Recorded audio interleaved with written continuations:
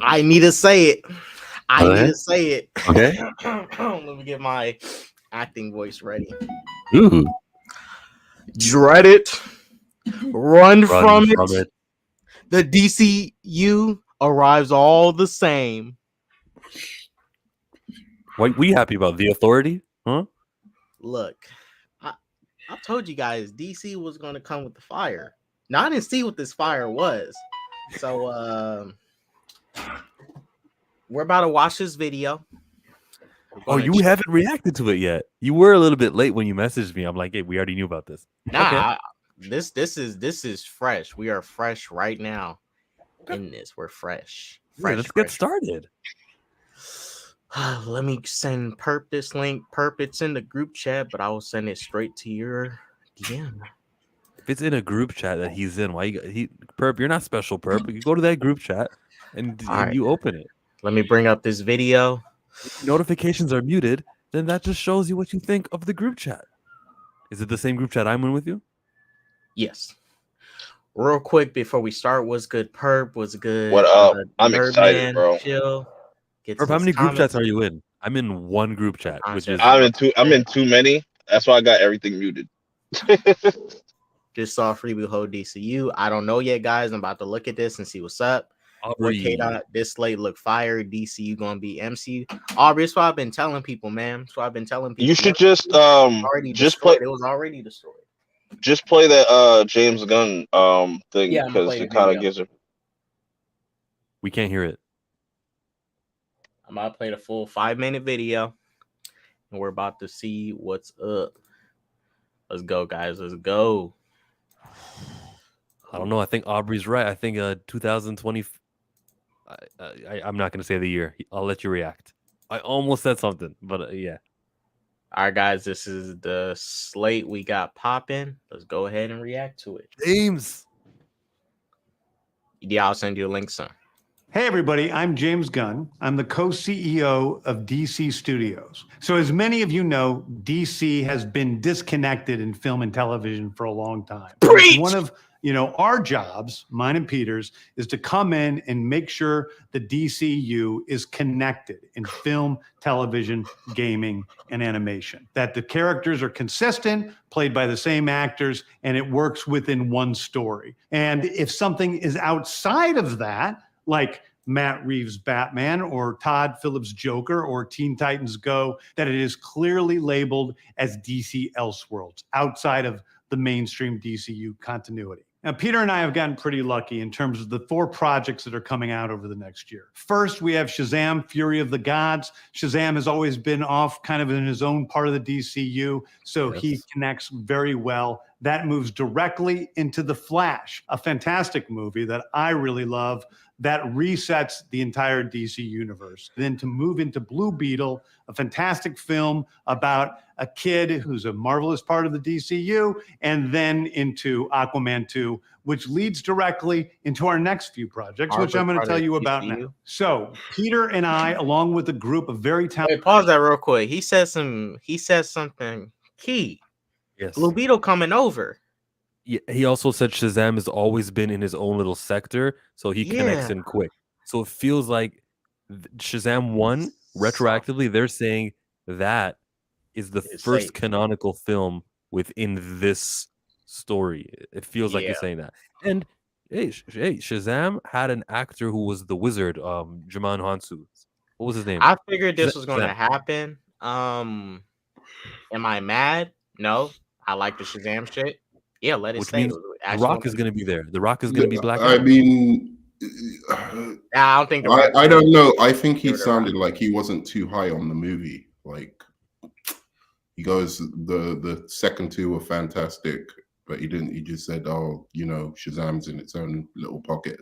So maybe they're just waiting to see how Shazam does before they. He actually said Shazam's in. He's not waiting. But can you run it back, Kid Out, if you don't mind? I don't think he said Shazam's in. He said it's in its own little pocket of the DC universe. Clearly labeled. So he's leaving it open outside of the mainstream DCU continuity. Now, Peter and I have gotten pretty lucky in terms of the 4 projects that are coming out over the next year. First, we have Shazam, Fury of the Gods. Shazam has always been off kind of in his own part of the DCU, so he connects very well. That moves directly into The Flash, a fantastic movie. So he connects very well, yeah, because, so he's calling into DC. That's why I wish you would say, because when you refer to that old universe, besides the DCEU or the Snyderverse, he could be trying to say DCEU, but I'm running with DCU, so I'm assuming he's just talking about this whole universe.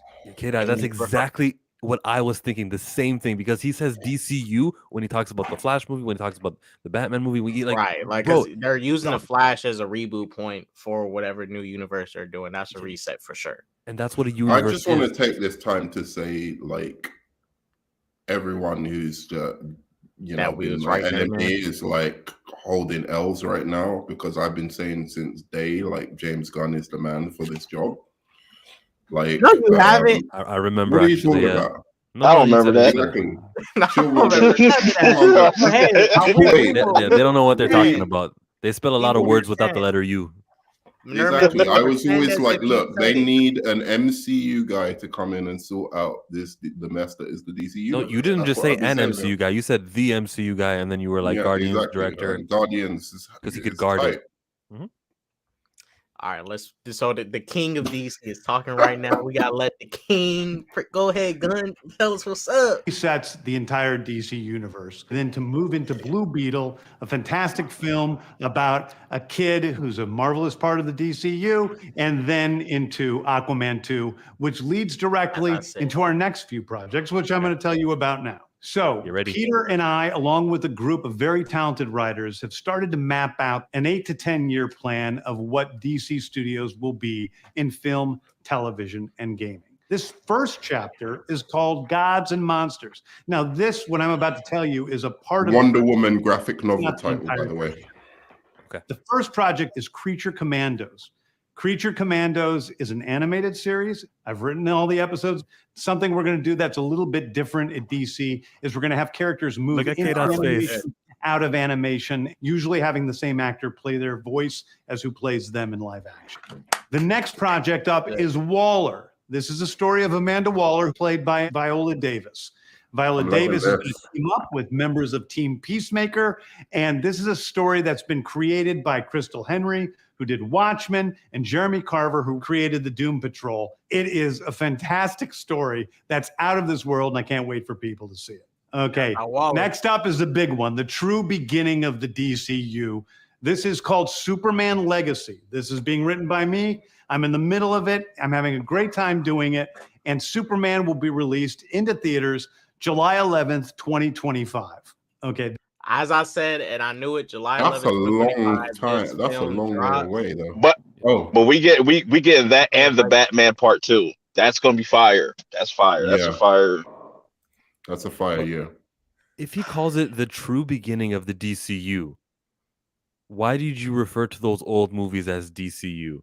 You feel me? Yeah, that's why I think it might be this. I don't think he wanted to mention anything Snyderverse like in the name, but he could have said DCEU. That was an unofficial name made by the fans, but I wish he referred to those other things as DCEU. Mm-hmm. So we're not completely confused. But I don't think he wanted to say Snyderverse in this clip because he knows, like, don't steer clear. Nah, those are reasonable people. Yeah, I like it. But oh gosh. Shouts out James Gunn. He's over here saying all the good things I need to hear. Cooking right now. Well, give me your full thoughts on the thing he announced just before. He said Amanda Waller and Viola Davis is back. What does that make you think? That's what I mean. She's the best Viola Davis. That would be dumb to read. You mean She's Amanda the only Waller? writer. She's the only Viola Davis. Yeah. I understand. I mean, well, you could get Angela Bassett played That's Amanda okay. Waller in the Green Lantern show, but Yeah, but it Viola wasn't Davis good. does her way better.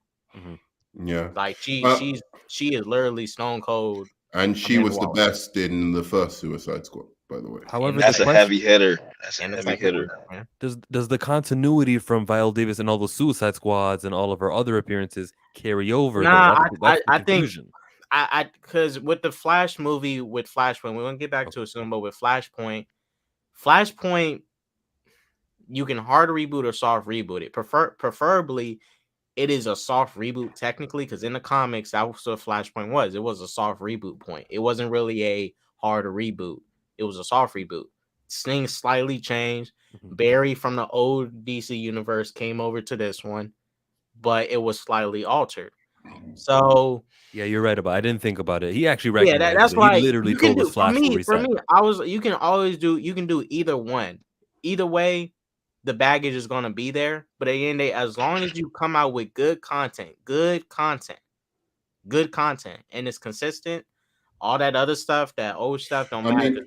People not going to. Let's make one thing clear. I love this slate. I hope it gets completed. I really do. I hope they don't just like do a wishy-washy thing.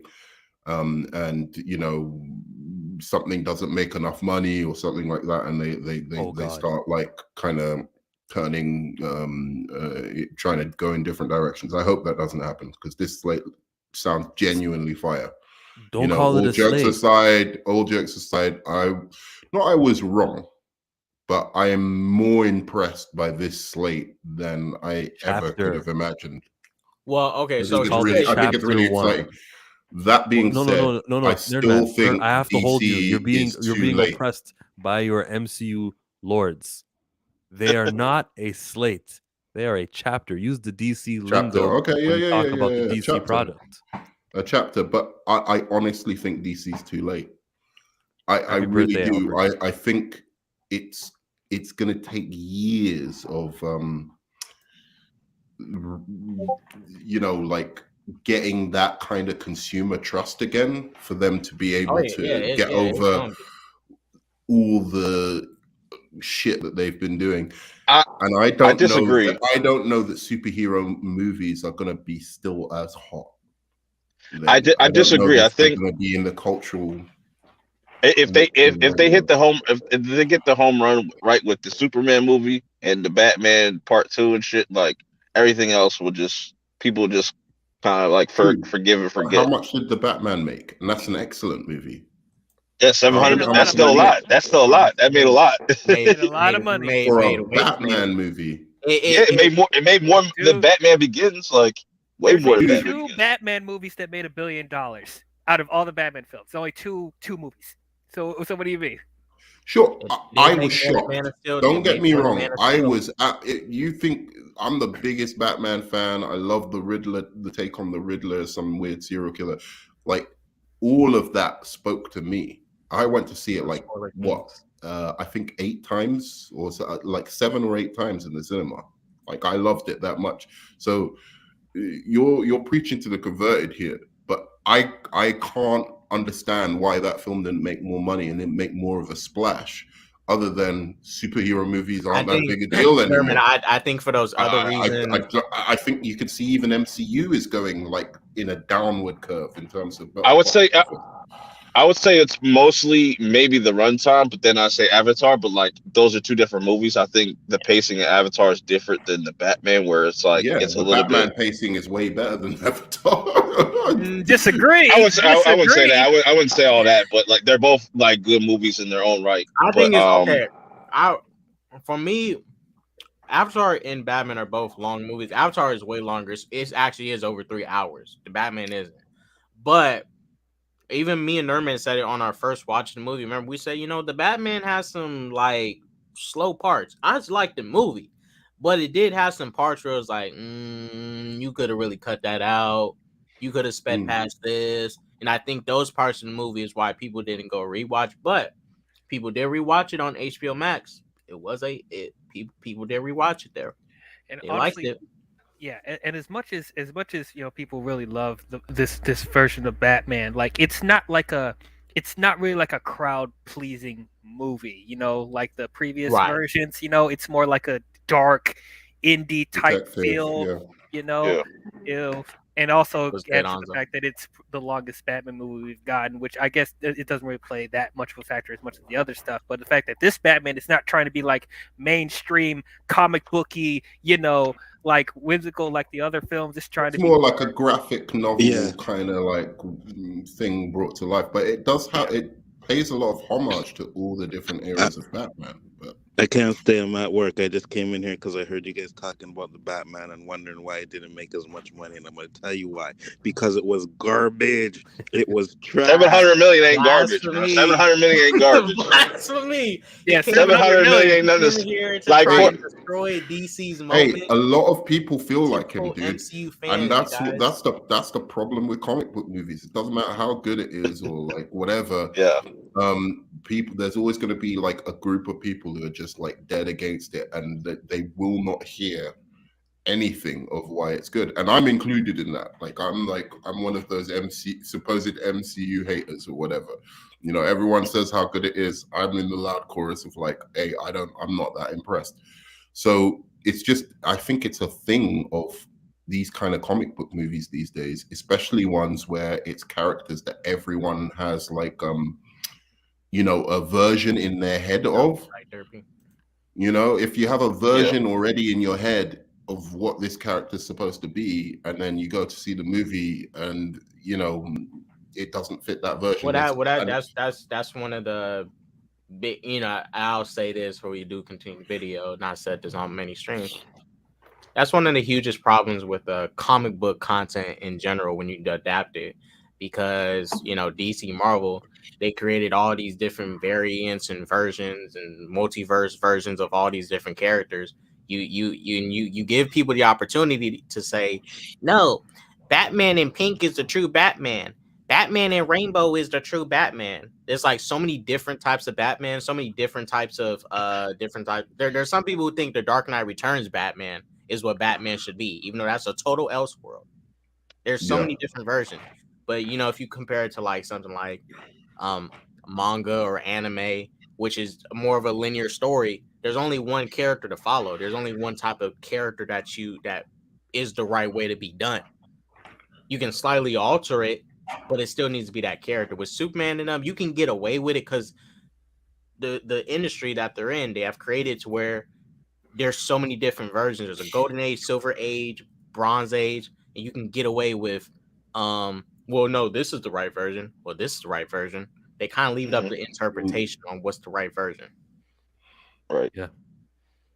Let's go. Let's do it. The next thing is a big premiere HBO television series called Lanterns. This is a story of a couple of Green Lanterns, John Stewart and Hal Jordan, and we have a few other lanterns peppered in there, but this is really a terrestrial-based TV show, which is almost like True Detective. A couple of Green Lanterns who are space cops watching over Precinct Earth. In it, I prefer it to be a movie, but I'll take it. I'll take it. Our largest story of the day. And they're going off Earth 1 as well. Pause it real quick. Yeah.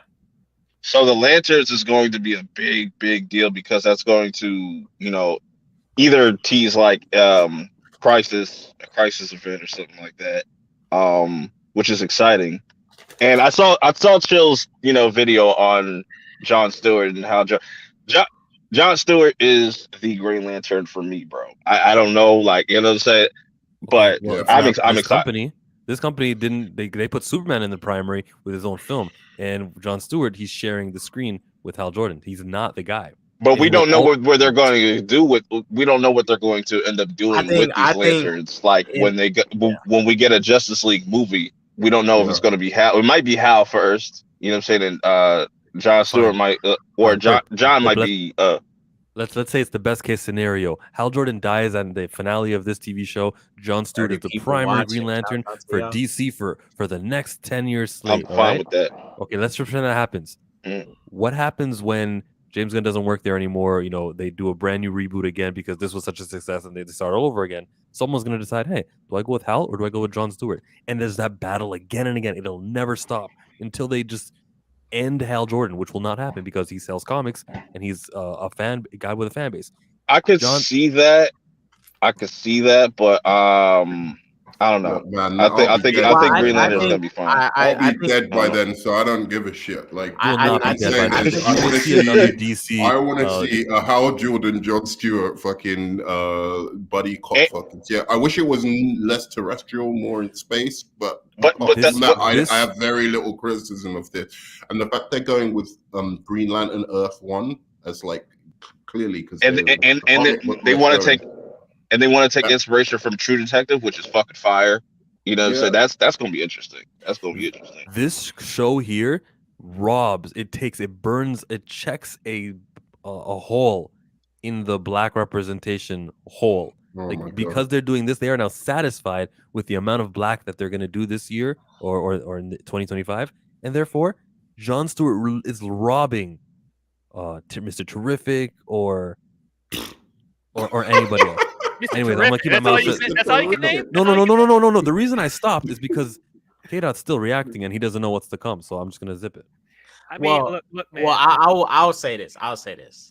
Now, the way they're setting up this film, this show, Hal Jordan is already going to be set as a Green Lantern, right? So he's already set, just like how Superman is going to be kind of set. You might be in year 2 or year 3, whatever, right?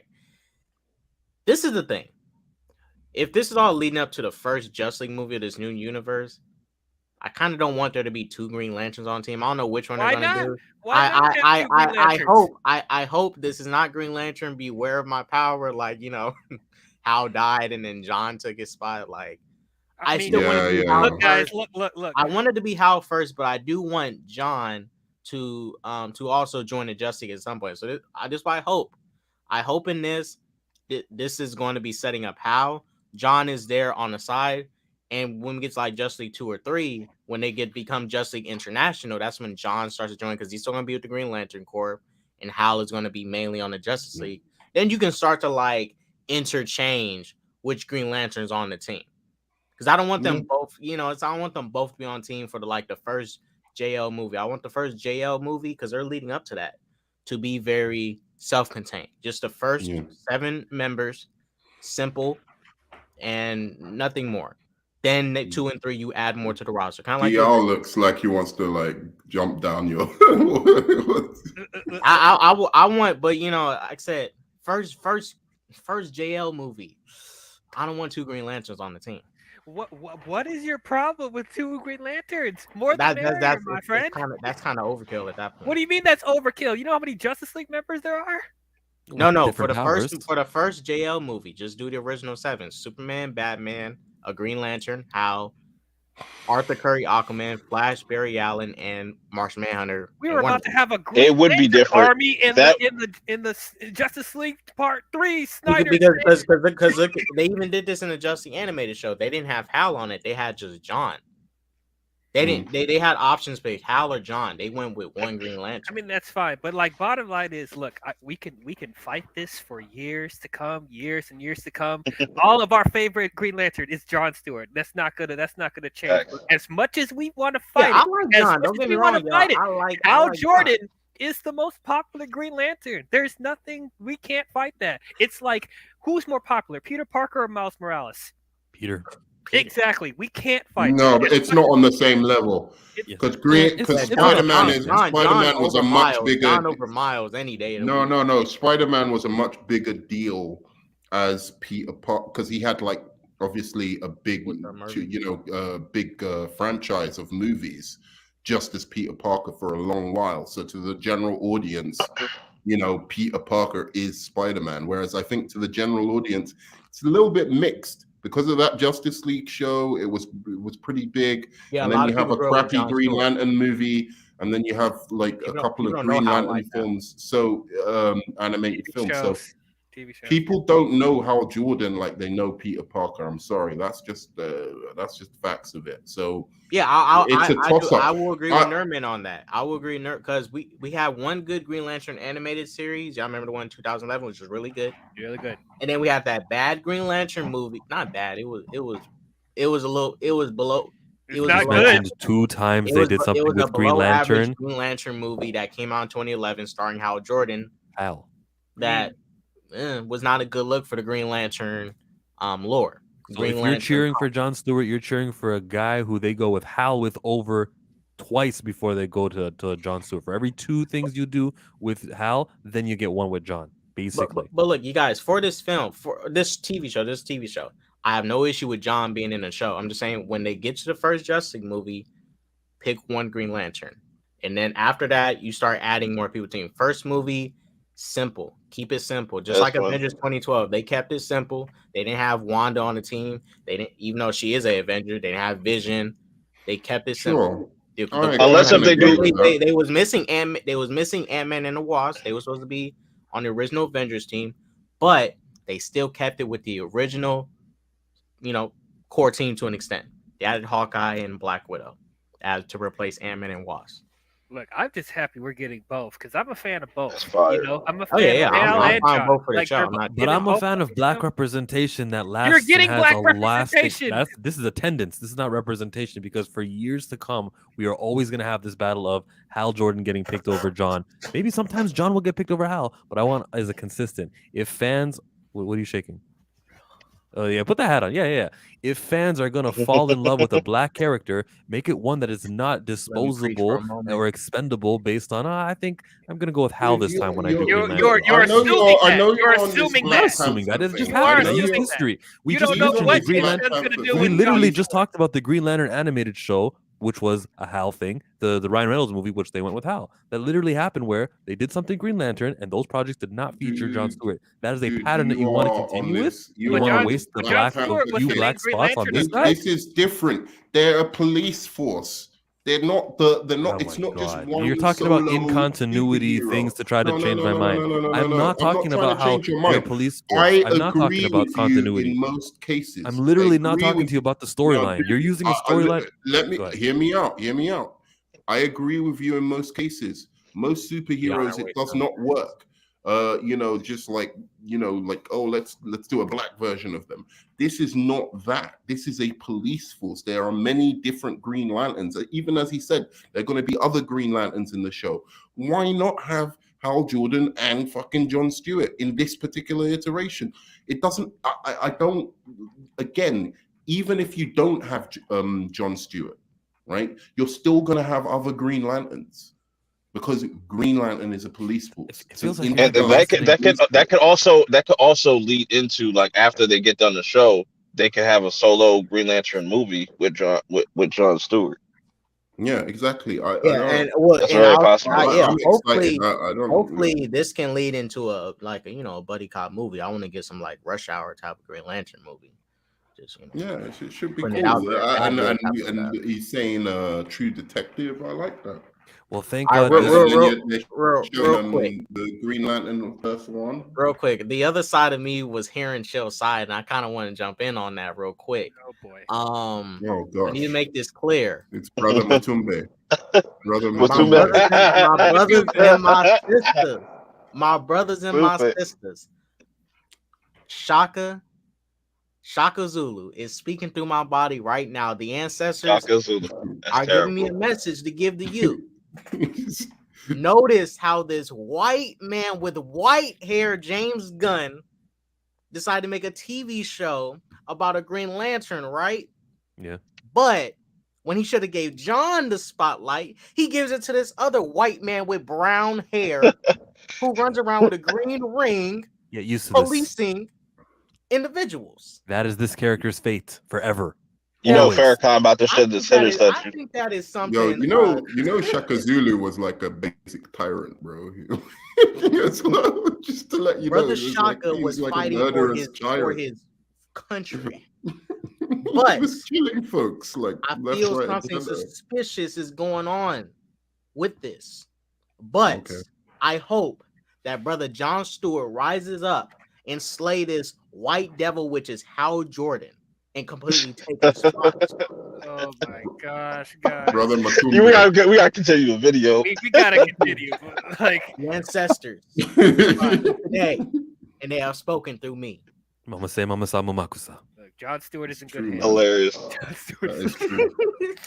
All right, you guys, that was toxic, but let's continue. Yeah, That was thank my God toxic you- side speaking. I'm You'll just be more- like, the funny part about that is that the kufi just fits on your high top just perfectly. Like, Yeah, it that's just magically obvious. fits on your head. Like, how's that work? It's perfectly fit for your high top. Yo, like that's custom fit. That's hilarious. Oh my god. All right, Measure let's that go shit. ahead and continue this. So far, you guys, I'm liking the slate. I got some comics I need to catch up on. Terrifying mystery that ties into our larger story of the DCU. Next is a big movie called The Authority. The Authority is a passion project of mine. It's based on the marvelous Wildstorm characters we are now bringing into the DCU and will interact with all of our primary DCU characters. The Authority are a group of superheroes who think the world is broken and they want to fix it by any means necessary. I think it's a very different look at superheroes. We're doing a television series called Paradise Lost. Paradise Lost is the story of Paradise Island, usually known as Themyscira, which is the birthplace of Wonder Woman. It's almost like Game of Thrones with Westeros, but with all of the inhabitants of Paradise Island. The introduction of the DCU's Batman is The Brave and the Bold. Dude. The Brave and the Bold is the story of Batman and his actual son, Damian Wayne. This is based on Grant Morrison's great comic book run. Damian, my favorite Robin. He's a little assassin who Batman tries to get in line. And so this... Wait. So this means Nightwing and them is all going to be like in it. Yes, Yeah. the This Bat Batman's gonna Family be is seasoned. here. The Bat Family is This Batman here. about to be seasoned. I've got to. Did Grant Morrison do, what was it called? Batman Brave and the Bold? Grant Morrison. One Paradise Island isn't a good comic, but I'm pretty sure it's not going to, the Wonder Woman comic isn't going to be, the Wonder Woman TV show isn't going to be based on that. But isn't Brave and the Bold not good either? I haven't I read don't it. remember But it getting great reviews. All this tells me, if they're inspired by this Batman's going to, I'm hoping, he's already going to be at Damian Wayne. So that means Tim Drake, Jason, Batgirl, and Nightwing, Robin is already set up. That's what I'm assuming. They could totally change this. They can just say they're inspired by elements of it. But he said his favorite Robin is Damian. He might introduce Damian. Yeah. The first Robin. So this Batman would have to be probably like in his mid-30s, maybe? Mid-30s, definitely. Yeah, that's like at least 5 or 6, 7 years deep. Yeah. He's going to be mid-30s. But the problem here is, don't you It's not that big. It's not that big. You need to know Damian. Don't you need to know Talia? Dick Grayson. I love that. They'll probably explain all that. Yeah, I want Dick Grayson. You need to know Dick Grayson before you do this guy. I'm sure they'll explain all that like throughout the movies and stuff like that. Like, but it will be right, cool to have Ra's al Ghul, another version of Ra's al Ghul, bro. If they do something like Nightwing does show up like in the Son of Batman movie, how Nightwing was already said and he showed up. He got into a fight with Damian. This might be Damian's like origin movie, like Son of the Batman. I like that we're getting like these like already set. We're not doing origins and shit like that no more. So that's again right. I think it would be a great swerve to just do the film from Robin's point of view, because that way you can kind of get away with it, having another Batman project that, because obviously Matt Reeves one is super focused on Batman, right? Like it's super focused on Bruce Wayne, Batman, like his psychology. So maybe that would be redundant if you did that in this universe. So maybe if they do it from the perspective of Robin, then you might have something. I think it was smart of them to like focus on the Bat Family, because now people won't get confused. Like one's bright and vivid, like a little bit more bright, like a little bit more colors, and a little bit, and the other one's just like solely just like a Yeah, I've been waiting for them to do this, man. Because like all these Batman movies, we keep doing origin after origin after origin. Like Batman has the Bat family. He has one of the best rogues gallery in comics. So like this is opening the gates finally. Like they're already just establishing they're there. There it is. Like so, I'm happy. And it's going to differentiate itself from Matt Reeves Batman, which I think will be mostly self-contained with him with Robert. Bring on Batwing. Bring on Batwing. Since he never gave a date for this Brave and the Bold thing, we may see Batman pop up in the Superman movie and all the other movies. We might see Nightwing and everyone there, and it won't feel like they just kind of just jumped on us with he already has a son. Yeah, like I said, for this, I still need to see the movie. I mean, I still need to see more from this because, like I said, he's pulling from his comic, but what elements is he going to be pulling? Because say Damian Wayne's his favorite Robin, or he's saying he's going to be Robin in this movie, like, you know, or is he going to use Dick Grayson in place of this? Like, I need more elaboration, but we're going to get that closer when this movie starts to come out. Now, the aspect of these characters kind of starting out and they're not doing no straight up origin again, fine by me. Go into it because people do have an idea of what these characters are. Just make sure you don't have Batman killing, and we're cool. We're cool. When is the Matt Reeves Batman, and when is this gonna happen? Matt Reeves is 2025. That's gonna be in October. This is probably gonna be like 2 years after that, probably like 2027. That's crazy. K-Dot, why is it okay in the happy days when Gunn gives us Batman who's with his last Robin when y'all need to stop this double standard? I'll tell you why. Wait, what are you saying? Ben Affleck Batman was 20 years deep. Superman was like 2 years with him. You killed Dick Grayson off screen in a total disrespectful way. And then Zack Snyder tries to give us build up Batgirl or something. So in the Batman movie, he was trying to give us Batman and Batgirl. He kills off Robin, tried to give us Batman and Batgirl. No. For one, that gap is too huge. That's 20 years. That's too huge of a gap. This Batman ain't gonna be 20 years something deep. 40-year-old, 50-year-old Batman. Yeah, there's gonna be a Batman that's still roughly young and stuff. Now, I think the span of time he has been Batman and how much time he had these sidekicks might be a little bit quicker. But with this story, and maybe he won't kill people as well. It's a chance he might. You baby, might be another Robin. I don't know because I need to see more. I need to see more of this. Right now, they're just giving us a little concept of what it could be. I need to see like a trailer. But even then, if you have Nightwing in this movie, that means Titans is already established. That means he went through being a Batman sidekick. That means we're going to get Death in the Family. Live action Teen Titans would be so fire. Like a movie, not show and shit. Like, oh man, that'd be so fire. Well, are you trying to look? I don't care if Batman kills or even Superman. Like generally speaking, if like you have a strong story, Batman better not kill. No, if you've got a strong story for it, it's possible to make a good story where Superman kills and Batman kills. Unfortunately, Zack Snyder made a story where it didn't make sense for them to kill, and it actually hurt. It hurt the movies, and I don't think they're terrible movies either. But like, I'm just saying, like some people do. But the fact that they killed in them didn't make sense. It's part of the reason that those movies are. If Joker was dead in the movie, I would agree, because Batman, he's not going to try to kill Superman for a couple years and let people like Joker and all these other people live. That doesn't make any sense. He's not gonna let Bane run around Gotham. He's not gonna let no Penguin dude run around Gotham. He's not gonna let some bum in a clown makeup run around Gotham terrorizing people. He's gonna kill him. If he's a stone cold killer, he about that life. Oh, he killing them. Okay, I don't want to get into the argument about Batman killing. Yeah.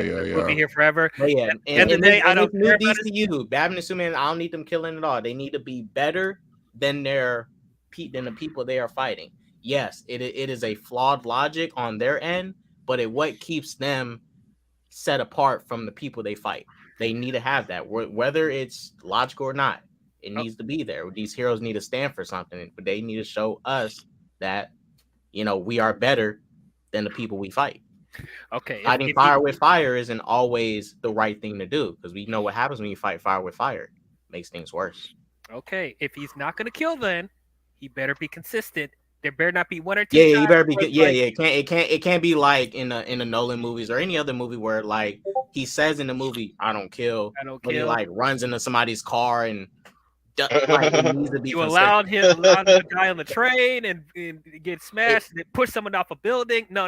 You need to be consistent. It needs to be like it needs. Why did the Nolan Batman push someone off a building? Oh, you mean to break his legs? Batman pushed Two-Face off a building. Remember the garbage. Remember the garbage truck? And push that dude up. Now we don't know if he's dead, but he might be dead. The garbage truck. Remember in under that bridge, and under the he tunnel, took his car and he slammed into the dude's garbage truck and pushed him up. The garbage truck that Joker was using to try and blow up the truck with Harvey Dent in it. Yeah, he didn't die. He might be. I don't know. They didn't show a body. I stayed there. That fool might be dead. He didn't die, bro. At the very least, brutally. It's a movie. It's not real life. Yeah, in real life he would have died, but like in a movie, it's a movie. Okay, yeah, the Ra's al Ghul thing was set up, dude. There was a setup, and it was a resolution to the character. It was a resolution to the character. You're it not resolved supposed to kill the people. story. You let him die. It doesn't matter how it is. Dude, you let him die. Look, save the cheerleader, save the world. Yeah. If Superman in I'm not. Yeah, you're right. Let's not get in this argument. We're not getting to it. Okay, wait. Let me get to these last two comments before we move on. Let me make this clear about all the Batman. I don't like none of Batman killing. Keaton or whatever. None of them should be killing. You know, Keaton made sense. No, it didn't. Nah, even I don't want Batman killing. You do that shit with Punisher. There's a reason Punisher doesn't have villains, because he sucks and he keeps killing off his villains, and you can't make content with him. You keep killing the villains, you ain't got no content to make. Stop killing your villains. And also, you need to have villains for reoccurring stories to come back. You need to make this feel like a universe. Stop killing your villains. No, I'm not saying. Look, I agree with that. I'm just saying, like, Keaton is a different time, and it made sense within the context of the movie. Because they weren't building a universe. They weren't looking for Joker to come back or anything like that. It was like a series which was going to end at probably 3 or 4, and it was just going to be a tight little story like that. So it didn't matter if Batman, like, in the end, killed the Joker in those movies. It was different when you're trying to build a fucking universe. No, it's not. And he didn't do it. He didn't do it like violent, like sick, like fucking. True. And look, I always said this. I always said this about BVS. If BVS was some one-off shit that never went anywhere, totally fine what you're doing with Batman. If that's some one-off movie, it don't mean nothing. Elseworld type of shit. But they're trying to build a universe, and you need to. I'm sorry, but when we get this DCU Batman, I don't want no super realistic grounded shit. I want the because I'm Batman. I want to see Batman doing 10 freaking backflips in the air. I want to see Batman pulling out some random thing in his pocket out of his utility belt, which automatically defeats the villain. I want him to have something that counters every villain. I think a balance between the two. Total comic booky. Like, let Matt Reeves do the more grounded, realistic Batman. Let the DCU Batman be a comic Batman. Yes, he's gonna have some ridiculous plot armor and be doing blasphemous shit, but that's what Batman does. He does some blasphemous bullshit. It pisses me off, I said when that's how that Batman bias kicks in. But let DCU Batman be full on comic booky. That's what I want. Let him be that. Yeah, like let this DCU Batman take a punch from Superman. A punch from Batman from Superman. No. That's good. Batman can take those punches though, Nerdman. He'd be like, ugh. Or have Batman be able to hip toss Superman like in the animated series. Yeah, that's what's trending here is boycott WBD, and you got a super chat. Get out. Okay, I'm gonna get to that soon. Why? Why is that trending? These people are silly, bro. Crazy how this only part of Chapter 1 needs Static as DC's main team hero by Chapter 2. Teen Titans live action eventually. Yeah, so if they already got Nightwing set, that means Titans is coming. And also, you gotta keep in mind, we gotta finally get the proper Titans adaptation. And you gotta keep in mind that, like, they're gonna add to Chapter 1 too. This is not like the final final chapter. Like, yeah, this is chapter one. All right, let's continue the video. Yeah. Let's go. The story of the two of them and the beginning of sort of the Bat family in the DCU. Next up is a TV series called Booster Gold. Booster Gold is one of comics' really popular cult heroes. He is a fascinating guy. He's a loser from the future. Hey, why not? Why not? Technology to come back to present day and become a superhero so that people will love him. It is I'm down with it. Superhero story of imposter syndrome on an HBO Max series. One of my favorite comic series from last year was Tom King's run on Supergirl, Woman of Tomorrow. And so we're going to turn that into a big science fiction epic film. Yeah. Now, Superman is a guy who was sent to Earth and raised by loving parents, whereas Supergirl in this story, she is a character who was raised on a chunk of Krypton. She watched. Are they calling it Woman of Tomorrow? Yeah. It looks like it. That kind of sucks, bro. That should be a Superman title, but whatever. Well, they already used it for an animated movie. I don't think they want to use titles again. No, come on. Who cares about animated? No one knows about the animated movies. It should be Superman, Man of Tomorrow. That's. Well, I'm not gonna die on that. I'm not gonna die on that hill. I'm not gonna die on that hill. But like it's Superman, Man of Tomorrow. Like it should be his title. I think for this it's fine because, like I said, they used the Man of Tomorrow title already in another DC film. It's animated, but they already used it. And it's like doing Batgirl, the Spider-Man movie. They all don't use the same title. The Cape Crusaderess, it's like you don't want to Batgirl the Cape Crusaderess, do you? It's like that's Batman's title. Well, it's like, Woman of Tomorrow sounds better. Batgirl, Woman of Gotham. I think that's a string to it. Oh boy, female power in some terrible way. So she's a much more jaded character. And that screw that CW garbage. We're going to talk about a very dark horror story. Yes, hype. Justice League Dark is coming. Real quick, get Guillermo del Toro to do this movie. That's it. Nobody else. Guillermo del Toro. This is literally his character. I don't know why this is a movie and Green Lantern isn't. That this should be the TV show. Green Lantern should be the movie. That's just my opinion. But well, I think personally, yes. It should be a high budget show, but I think Green Lantern you want to build out a little bit, like flesh that out, because they are a big core. You have multiple episodes to explain it and break it down and expand it. Because that's some of the perks of TV we can't give these movies. Because these movies they only got like 2 hours to explain stuff. 2 hours to explain stuff, and also shows you can flesh out more stuff. Also, with Swamp Thing, they're just like capitalizing on horror being very big right now. So horror movies are popular, are popping right now. So why not hop on it? Mm-hmm. It's true. Yeah, man. Get Guillermo del Toro capitalize on this stuff, or get James Wan. He produced the Swamp. Yo, James Wan and del Toro, that'd be fire, bro. Yep, that'll be a fire combination. Though it's totally outside of the rest of the DCU, it will still feed into the rest of the stories. Elseworld, okay. Anyway, those are the how will it feed? Dark. Right now, I've loved the DC characters since I was a child. They're incredibly important to me.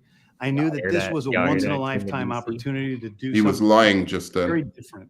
One of the things that's very important in all I of just saw his eyes, man. He was lying. That was a blatant, basic tell. Writers and all of the creators is unique and something special. Stay woke. Storytelling is always king. That's all that matters to us. And storytelling is king. I want to be true to you. Who did he say that shit for? Really give you something different than you've ever seen before. Anyway, thank you, everybody. I appreciate you watching. I hope this was exciting for you because it's really exciting for me. And I can't wait to start very excited stories with you guys on this grand adventure.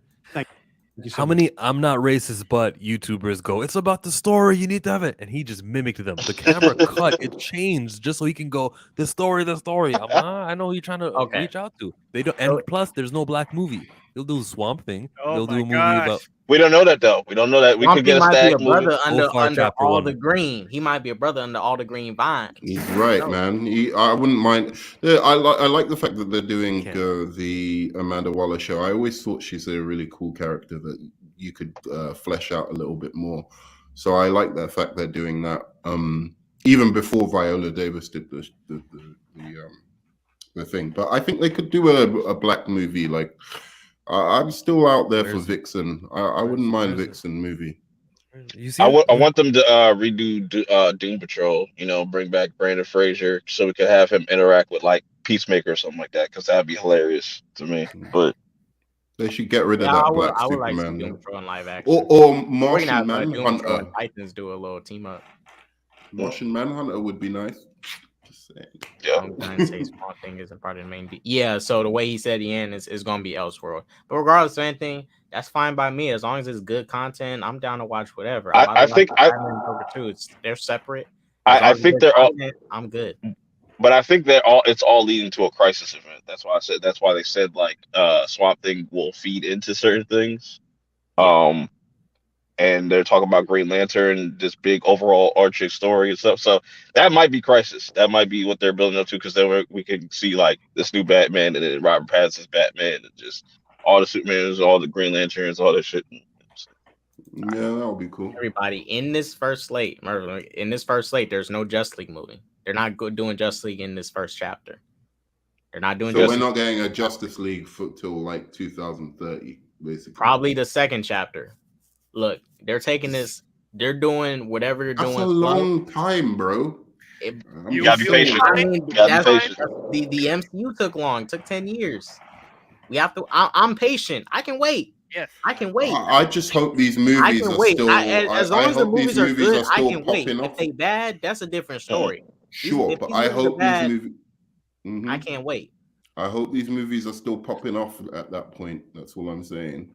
At least he had the sense to call his film Superman Legacy and not like Man of Steel. Have Superman in the title. Good.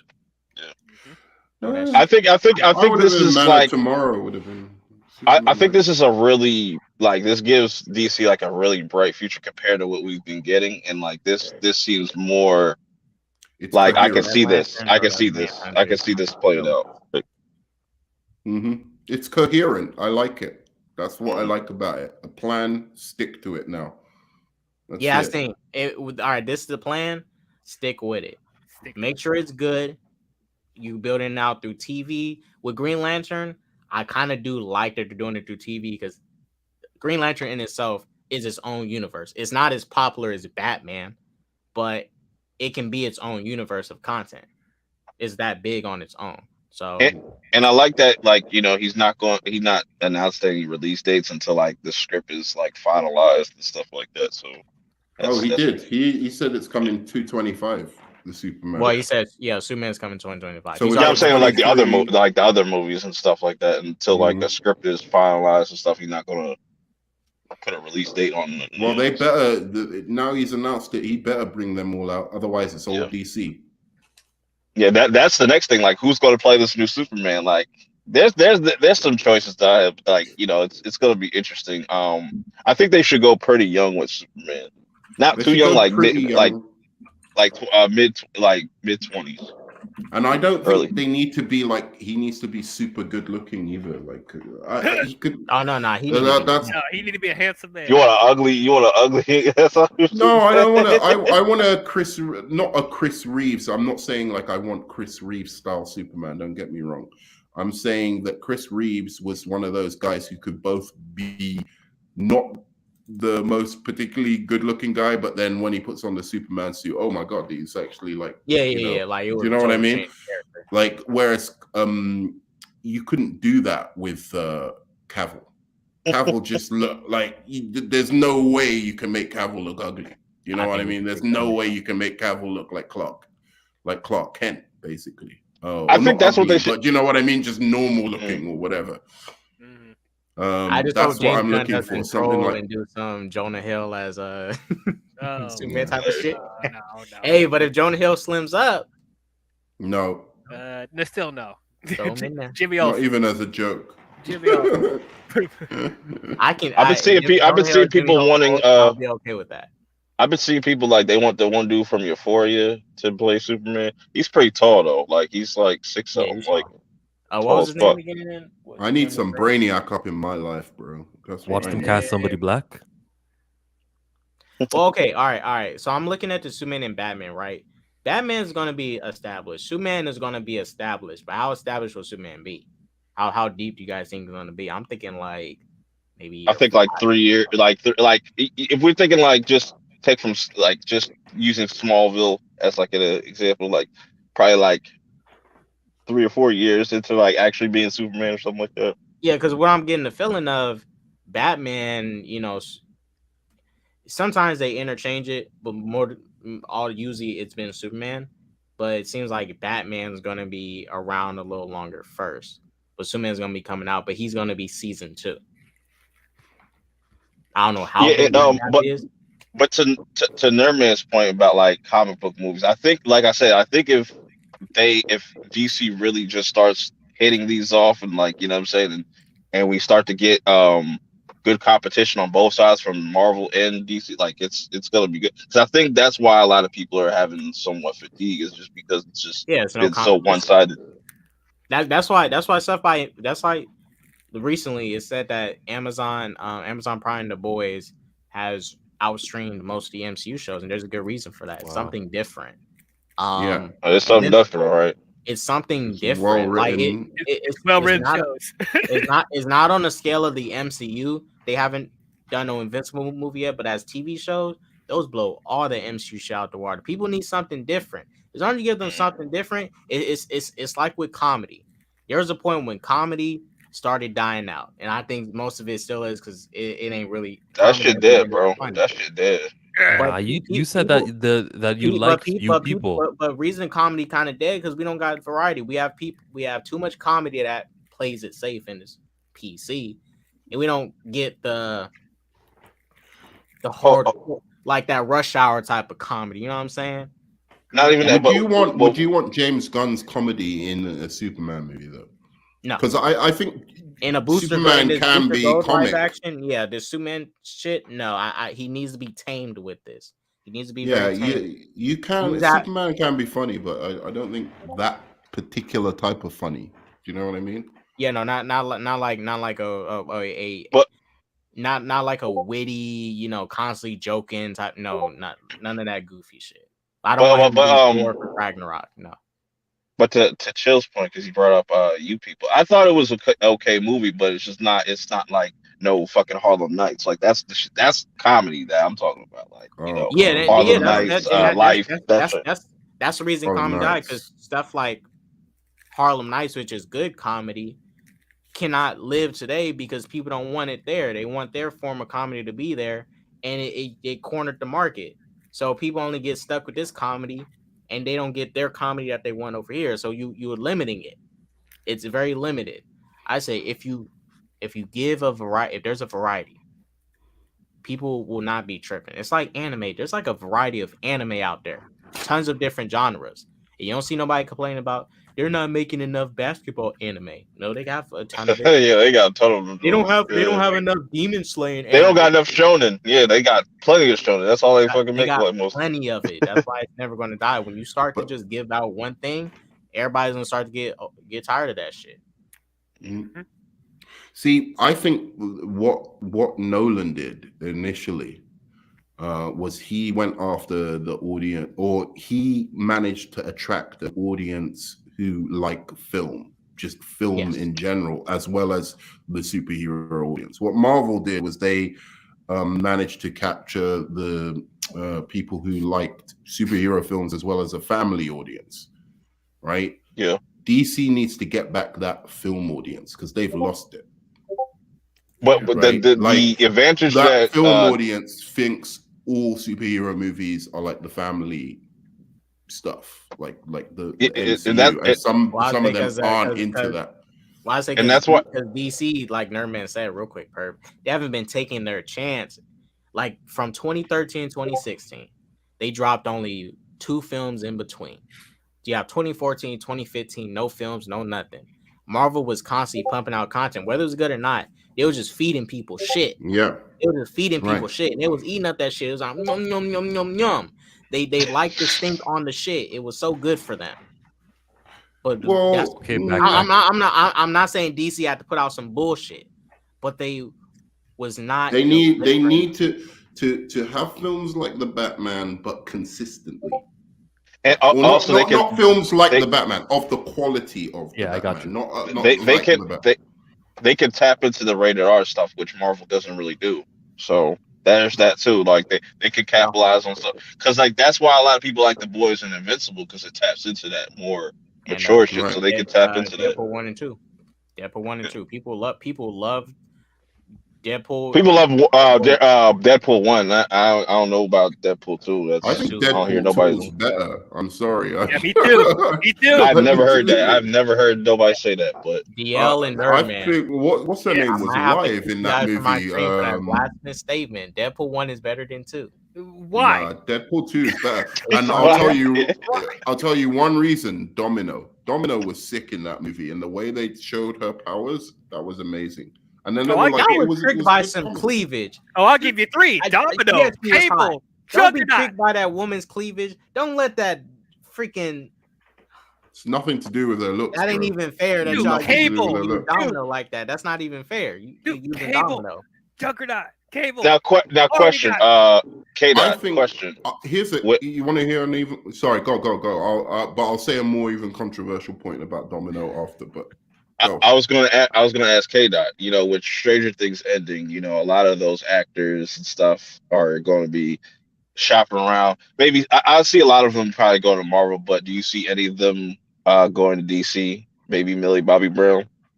I think James Gunn's gonna tap into them because that Caleb McLaughlin, he needs to play Static. James needs to. I'm not saying push Static so soon into chapter 1. Oh, also like chapter 2 or 2-ish. They need to get the creative.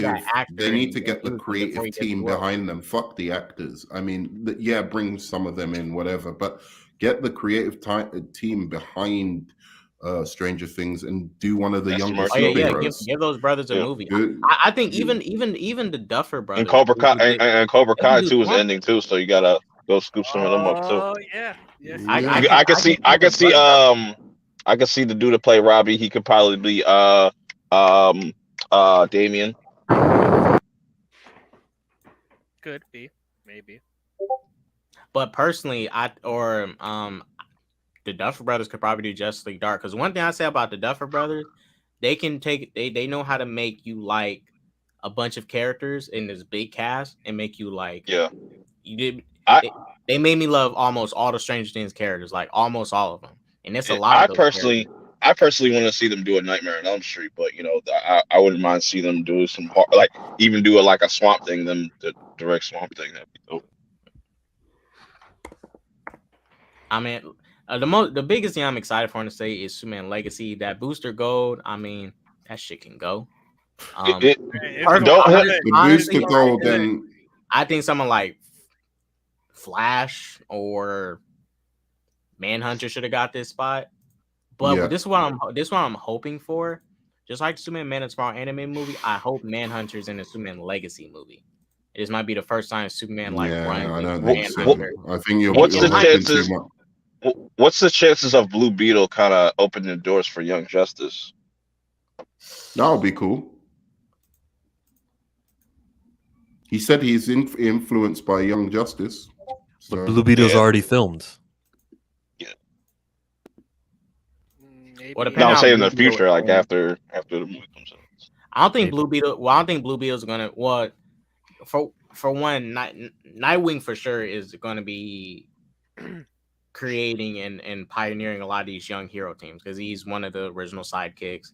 He's one of the original founders of Titans, and even in the Young Justice TV show, he was part of leading that team.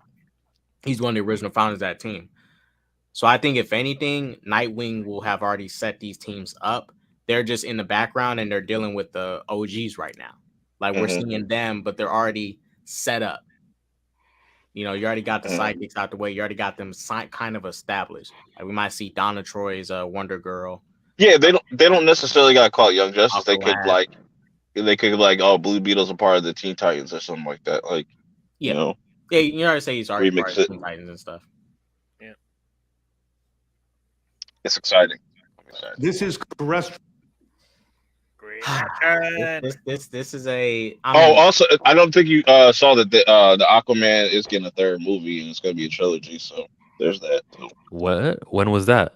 Did it say what year it's gonna drop? No, I didn't say no year, but it was on that. What's that shit? Discussed films, whatever. Discussing film. Oh. All right, you guys. My Twitter is deep full of stuff, but I just want to make it clear. We have some MCU. We have an MCU fan on the panel. So how do you feel about how DC just like totally like destroyed everything you guys got coming? You guys got Kang. You saved yourselves. Kang put them back living in on a dream world. MCU. Hold on, correction. They got Jonathan Majors. That's Jonathan Majors put them back on a life support that they was taken off of. They was in the hospital. The doctor came to him. MCU. You gotta MCU is dominant, bro. Jonathan came in there and said, "Hey, I can give you a new chance at life." And MC said, "What do I need to do?" You know what you need to do. Take these drugs. And they took those drugs that Jonathan was pushing. How does it feel, Chill? How does it feel? It's fine. Like he said nice things about continuity. They still have to execute. So no, I don't feel like MCU is losing to DC. Okay. They've got a long time. Look, hashtag fire James Gunn is trending, bro. That shit dead, bro. I said, bro, they announced a fucking Swamp Thing movie coming out, and you want them to fire this man? Come on, bro, get the fuck out of here. Right? Because honestly, this is why. And some people said, you know, why do you? I was excited to see a Blue Beetle movie. Yeah, it was. He's not one of the OGs that we should be getting. But I'm not going to turn down a Blue Beetle movie. I'm not going to turn down a Swamp Thing movie. As long as it's good and it's great content and it still connects and it's still connecting a cohesive way with whatever they're doing, I'm all good. I am all good. Just make sure it's good. Because when it's bad, that's a totally different story. As long as the content, that's what shit falls apart. I honestly don't think he should. I think he should I mean, he's announced it now, so he should do it. But like, what is it? Booster Gold. That's the James Gunn shit that I was worried about. Yeah, he's probably going to direct. To be fair, he only mentioned one that I think is. Has Booster Gold and like Blue Beetle? Isn't that like a team up? Is that am I tripping? So the original Blue Beetle and Booster Gold, they have some tag team comics and stuff where they do team up. So there's that, there's I see them getting that. I see Chris Pratt playing like Booster Gold or some shit like that.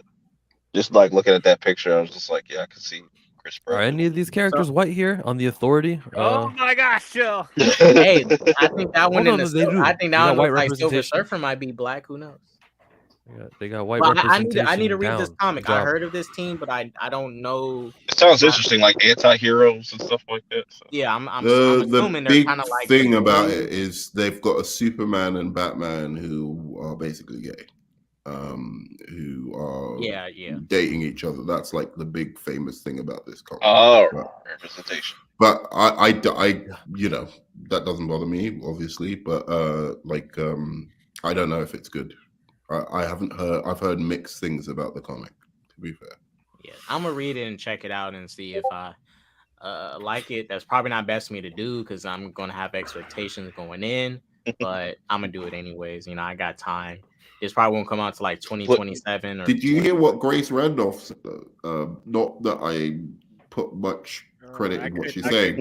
Man, what she said? But she said that they're going to use them to take over the elite. Superman versus the elite. So they're going to use these guys to be the elite instead of the elite. Well, that's why. Okay, and some of these people are going to like leak more stuff. Like I'm wondering where they're getting this other information from that Gunn didn't release on like this video. Because up until this day, like nobody leaked nothing, which is good. Yeah, 2025 is stacked, bro. But on DC and Marvel side, like that's just like we get an Avengers movie, we get a Superman movie, Batman movie, probably Fantastic Four. That's crazy. But that sounds realistic to me. That particular rumor. I mean, I don't hold much credit in any of these scoopers, not particularly her. But that doesn't sound like that far off. To be honest, like when you think about the dynamics of that team, and I don't know if I like that because I kind of like but it Leo. does fall in line on how he broke it down. Like these guys like kind of like look at superheroes differently and stuff. So it could be like their kind of version of like the boys in a sense. So Within the DC universe, yeah. Now, interesting thing, he called this Slate, I said Gods Among Monsters. Gods and Gods and Monsters. Gods and Monsters. I remember that animated Justice movie that was like a weird Elseworld version with like a vampire Batman and a Zod's son was Superman. And that was called Justice League Gods and Monsters. Yeah. Now, I was thinking like that. I don't think it's going to be exactly that, but Gods and Monsters. I think that's going to. I think like these people like the what's that team? The team we just saw, that the Authority is gonna be like show like the monsters of this universe, showing like, and the gods is our heroes, Superman, Batman, Wonder Woman, like our heroes. And the monsters are Swamp Thing and Swamp Thing, the Authority, these wannabes in a sense, people that think they're heroes but they're not really heroes. What is it? The Commando, the Howling Commando. That. Cause I'm just wondering, like, look, I'm gonna be real with y'all. I ain't messing that Booster Gold shit. Like, I don't know what the fuck Booster Gold. That sounds interesting to me. Like a guy that like wants to be a superhero but goes back into time to like, that's fucking dope. I mean, I like the concept, but for chapter 1, I'm like, yeah, they could have saved that. I mean, that's gonna be a TV series. I'd rather take a Lobo TV show. That's probably coming up next. I'm sure it's coming. I'm sure. Which Blue Beetle will Booster Gold be interacting with? Are they going to carry over Jaime Reyes? It's supposed to be Ted Cord, but they might just flip it and do Jaime. I mean, Jaime Reyes has interacted with Booster Gold before. I mean, he is the apprentice of Ted Cord, so it does make sense for Booster Gold to kind of hook up with the apprentice of Jaime, because they might do it to where he has already worked with Ted Cord in whatever future he's at or timeline he's at, and when he comes here, he meets you should write this stuff, which is Jaime. And he's wondering like, oh, you're not Ted, you're Jaime. I like and it. Jaime will tell him, I know Ted, but it's not the Ted he knows. It's like a variant of Ted. So is that Black Superman movie gonna be dead on arrival? This may be the Black Superman movie. Just because we saw some artwork of a white dude doesn't mean this is not going to be John Boyega. It's not going to be. It's not going to be Black Superman with this one. I hope not. Look, James Gunn. I hope James Gunn knows. Superman, Batman, and multi-character, you can't just do whatever you want. He needs to go into this movie thinking that and having that knowledge in there that he cannot just do whatever he wants. Superman, he need to come here as a Caucasian white boy with that black hair and blue eyes. S-curl, baby. With that S-curl too. You need to take that S-curl gel. Oh, what if this Black Superman, right? He's black, right? But he has blonde hair. Or like, looking crazy, dog. You're gonna look albino. Yeah, do that. Oh my gosh. That's epic girl chill got. But I think today we won that Wonder Woman TV show. I think that's just an Amazon origin movie in general. Then it's going to get into explaining Wonder Woman, and by the end of the show, they introduce Wonder Woman, and then in chapter 2, that's when Wonder Woman comes in. Yeah, think so. Or she might already appear in another project, but I think that Amazon show is strictly just to like do it. Show how they. So he said 8 to 10 years. So starting with Superman, that's 2025. So 2035 is when we should. Around that time is when we're going to get a Justice League movie. That's fine. Wait, hold on. This was chapter 1, but he did say there will be more in chapter 1. Yeah. So I can see the Paradise show because he doesn't want to reveal that it will lead into Wonder Woman. That would reveal plot. So he kept his mouth tight. Yep. Yeah, that's good. Like, good on him. Whatever James Gunn is doing, mind you, this slate did not get leaked. None of it got leaked, which is good. James Gunn, whatever he's doing to keep his mouth shut with Peter Safran, they need to do as little as possible to share information with any insiders or whatever. I don't care if you're doing it to build up hype. Stop that shit. I'm glad this was just new to me today. I'm glad it was just new. For once, nothing got leaked, and I was just genuinely surprised that our Lord James Gunn has changed the world. Our Lord and Savior. Praise him. Yes. Gunn is the blueprint. That's gonna be the hashtag. Gun is a blueprint. You want Like to I stop But like I that said, I still need to see static. work. I still need to see work. I need to see, I need to see the work. I'm not going to want James Gunn to 100% successfully do everything. But if I see a good content, I am going to support it. Like I said, when BVS came out, I was heavily excited for that shit. Y'all don't make Yeah, that fucking trailer is fire. I was heavily That second trailer is fire. When I saw it, I was like, ugh. I was pissed. Like, oh, what you do? My only thing with BVS is the whole Doomsday shit. That shit was stupid. Like the Doomsday. that was not necessary. It was fine. It was just fine having Lex be the main villain and just like manipulating shit behind the scenes, and then like the Doomsday shit kind of fucked it up because now they can't do the death of Superman for a very long time. So true, but you needed a threat that's powerful enough to face Superman and Wonder Woman. So they're like, hey, you know what? Doomsday. Like what? Good dude, Metallo. Metallo's right there. Hello. Real quick, so for the Superman movie, I've been seeing recently, Gunn been posting a lot of All-Star Superman stuff. Do you guys think the Superman Legacy movie is going to be modeled after that, or have huge elements of it?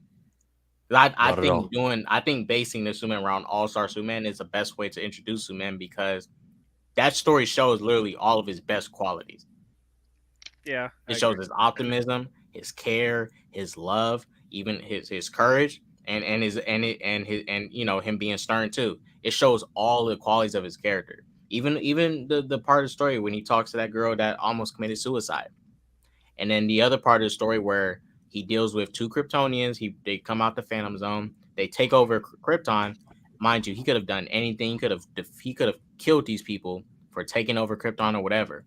But he had sympathy for them. He had sympathy. Sent them back to the Phantom Zone and told them, when the time is right, I'll let you guys, work your way back into society. Like, I need to see all that. I need to see his sympathy, his compassion. I need to see that shit. I need to see him not say, the world is kind of bad. Like, no. Superman always believes the world can do better. He believes the people in the world can always do better. I need that. Give me that. That's it. Also, since they're going by chapters, I hope they could. There's room for the milestone characters and stuff. I would like to see that. Static. Oh, that'd be great. I think they're going to come in chapter 2. Honestly, you can damn near dedicate a majority of a chapter to them because the milestone that needs to get tapped into. Icon and Rocket. Icon Rocket in the real world, like the way you started that, they can dedicate a chapter to Milestone because Icon and Rocket. No, that'll never happen. This will be. But they can't. That's a huge chunk of content in itself. I know what you're saying. I know what you're saying. You're right. Yeah. When has the studio ever said, we're gonna divert this much resources to a black thing? That never happens. You get lucky for Static. Hey, when Static movie comes, mind you, it's gonna be an event like Black Panther. A whole bunch of young black kids gonna see a young Static. They're gonna be like, dang, he tight. Or Static, if they do come out with a movie, it should hit like the beats of like the Into the Spider-Verse. Like it, not exactly like that, but like it should pop off like that. That's what you would want for that. Oh, Nerman, not Nerman, Perp. If you remember the movie, Charm City Kings? I want the dude who directed that to direct Static. I think we need an urban director. We're not Ryan Coogler. We need an urban director. He'll kill that motherfucker like in the first like. Yeah, we need an urban director for that movie. Need an urban director. Coogler was an urban director. He's changed. Yeah. Now we're against Ryan Coogler. What's going on? Hollywood has got to just for comic book stuff. You don't need to touch no comic book stuff. Come on, man. He made a little mistake, bro. A little mistake. His little mistake took something precious from me. Bro. I hope Static can connect with current. He's still a great director, man. I think it will. Yeah. If we're getting introduced to Damian Wayne, Nightwing's already established. He already set up the Titans. We're gonna get a Titans movie. All this shit is already set. Now, Nerdman, let me ask you specifically. How do you feel about them starting? Not at origin points, because I know you was kind of skeptical on, them. Well, I mean, he was very keen on them like doing origins, like starting from the top with these characters for the first phase. What? No, I wasn't. No. I mean, like they've done it now, like for most of them. So no, I don't think they should retread that. Like maybe like with. I mean, he was definitely big on them with Green Lantern, Flash, Wonder Woman. I think there's another origin movie that can be made in like 10 years or something like that with those guys. I don't think they're like Batman, Superman, and Spider-Man, where it's just like, look, you've done the origin. I still think you can, reintroduce, those origins in the next generation. But for now, I think, it's been done. You can't really do that just because you're starting a new phase. You need to go to like Batman, definitely not. Superman, definitely not. Yeah. You just couldn't do it. I mean, unless it was really, really strong. Your story, and the rest of them, I think it's just too soon to do like another origin story for most of the main lineup. If it was like Cyborg or something like that, you could do an origin. I would really like to. I really like to see Sandman pop up in one of these movies, just to make it a little appearance and stuff. That'd be cool. Not if Netflix said anything about it. You guys will go until 12 p.m. 11:41 right now. Dang, it's also this stream. We had like 30 people in here. Starting from the top. I just want to say that I don't. K-Dots, just take the L, bro, because like what L? We won. Months I've been telling you. Just wait and see what James Gunn will do. And I am. You guys know me. I'm waiting to see. Look, I waited and saw for Zack Snyder. I waited. Man of Steel. I was like, okay, BVS. I gave him a chance. Once I saw BVS, my hopes was totally destroyed. I was like, I'm done with you. Andrew Garfield Spider-Man. While I liked him, gave him a chance. That Amazing Spider-Man 2. I'm sorry. You burned bridges with my heart. Thor. Yeah. I gave Taika Waititi a chance. He burnt bridges. I didn't give him a chance. I didn't go support Thor 3 in theaters. I was Thor Ragnarok was the indication of worse things to come. But I gave him a chance. I gave him a chance by watching Thor 4. I gave him a chance by watching Thor 4 for free. And guess what? He burned more bridges with my heart. When you burn some bridges with my heart, I'm sorry, I can't really message you no more. I gave it a chance. Captain Marvel, I wanted to go. I think I would go to theaters. I gave it a chance. I did. And guess what? Burned bridges with my heart. Brie Larson, your workout videos, you thought you can seduce me with those? Hey, no Brie slander, please. No, Brie sucks. I'm not slander. I'm just saying she tried to seduce me with some workout videos. That's kind of a sneaky tactic of hers. It worked, very sneaky. To make up for her mediocre acting. WZ, that's absolutely correct. Yeah, I said it. I said relax. it. No, I will not relax. Why is she getting all these awards? She's not that good of an actress. Zakaria said Brainiac as the first big villain. Either this Superman movie. I want to see Brainiac. This Superman movie, I see it either being Lobo is going to be the villain, Metallo, or Brainiac. But I kind of want Brainiac. Nah, just make it Lex, bro. Make it Lex. Keep it simple. Make it Lex. Well, if you're doing Lex, if you're doing Lex, you gotta do Lex and Metallo. Or Bizarro Superman. Go really crazy. I think you could do Lex and Parasite and then or Lex and Metallo, but you have to foreshadow Brainiac. Brainiac has to come soon. Yeah. I'll just say you ease your way into He was overdue 30 years ago. Yeah, exactly. I was gonna say just ease into the Superman stuff, into the Brainiacs and stuff. Just start off simple, And Zakaria is right. Brainiac could be pretty much a central big villain. You don't even have to do Darkseid in the first 3 chapters. It can literally be Brainiac. He's a big. Sometimes he's a Justice League villain, but most times he's a Superman villain. And the way you connect it, if you start in with Superman as the beginning of these first 3 chapters, you get to the 3rd chapter when they finally got to deal with Brainiac. He already dealt with Brainiac, and it's going to be a little bit more personal.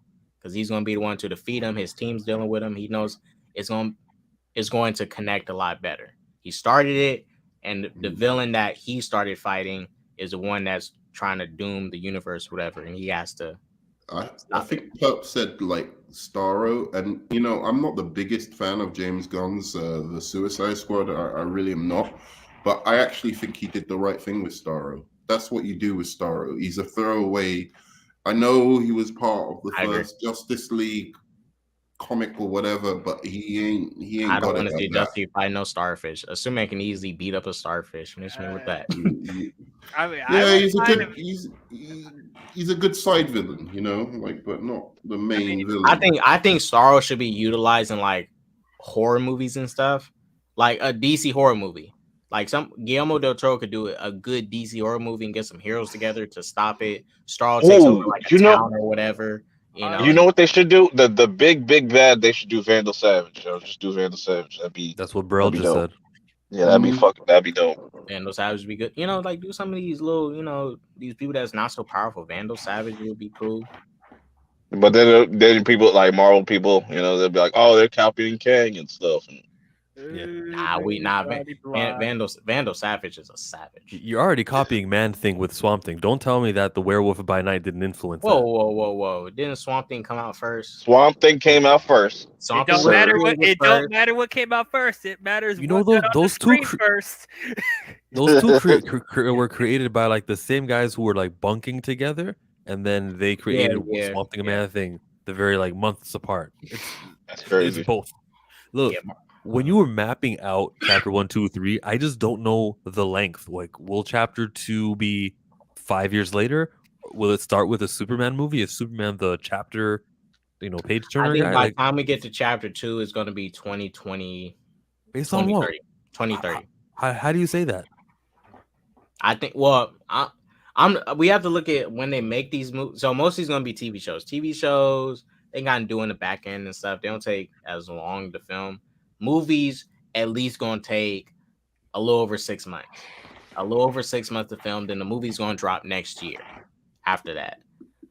So whatever films in this slate, the last one will probably be out by 2027 or 2028. Then you got 2 years, 2029, 2030. Much might be a transition, but chapter 2 will probably see by 2030. Guys, I got a dip. But it's been a pleasure. I'm actually pretty hyped for this. It's good to see that there's some kind of plan now, and it's a decent plan. It's not the greatest plan I've ever seen in life, but it's a decent plan, and it's got all the core elements. It's got Green Lantern, it's got the Trinity. Some of the things I'm not super excited about, but as long as they do the Trinity and they do the Green Lantern, I'll support everything that DC does. So, but I do have to dip, and it's been a pleasure. Thank you, K-Dots, for having me on. Thank you for joining, man. Showmonger, Perp. 4 minutes. Nice to meet you, DL. Me too. All right, peace, man. Thanks for coming. Well, I got some stories and comics I gotta catch up on. Got until 2025 to dip into this stuff. Some Swamp Thing stories, Booster Gold stories, the Authority, Paradise Lost, whatever that comic is, and what else? Oh, that Batman, Brave and the Bold. Batman Brave and the Bold. The one animated series too. Was it the Creatures? Some. Yeah, Commandos, Creatures. That first project. When he said Brave and the Bold, I like, mind you, I was thinking about the TV show. I was thinking, me too. We about to get a campy Batman. Like, what type of Batman getting? But now he's talking about that specific comic. Yeah, I could see him taking inspiration from like Adam West. Not too cheesy like that, but like it can kind of like be a little bit more. I kind of want them to not make him goofy, but like go there with how ridiculous his Batman was. Like this dude has shark pellets. He has shark repellent. Like all these crazy gadgets up. Like I want DCU Batman to be more extraordinary than the Batman in the Batman, which is still a good Batman, but he's more grounded. Like he's literally gliding around with some Squirrel a suit. wingsuit. A wingsuit. He's not even gliding with a cape. I mean, he might get a cape in the next movie, but you know, he's not like, and he doesn't have batarangs and stuff. I want to see him hit people with his cape. That's just funny. He did that a little bit in the Batman and shit. Like when people try to take off his mask, that shit's hilarious. Yeah. This is a good this is a really good start, you know, so far. Like Chill said, though, we still gotta wait and see how everything plays out. Of course, No, I'm with you. I think it's all white. Oh. Oh my god. Blackmonger. That's what we call him. Blackmonger. You know, if they do a race swap though, like Batman, you know, he is the Dark Knight. If they do, a black Bruce Wayne. I people would riot. Yeah. You think people are pissed off about Black Superman? Yo, you changed Batman black, bro. The world's coming to an end, bro. Like, but they exactly did the opposite though. Those people who would be rioting are now celebrating, throwing hats in the air. We were talking about how they're different, how they need to be different from Marvel. Some of you suggested some more adult stuff, rated R. Who cares? Go there. One thing they're doing different is it's not diverse at all. Like everyone's skin tone is lighter than mine's.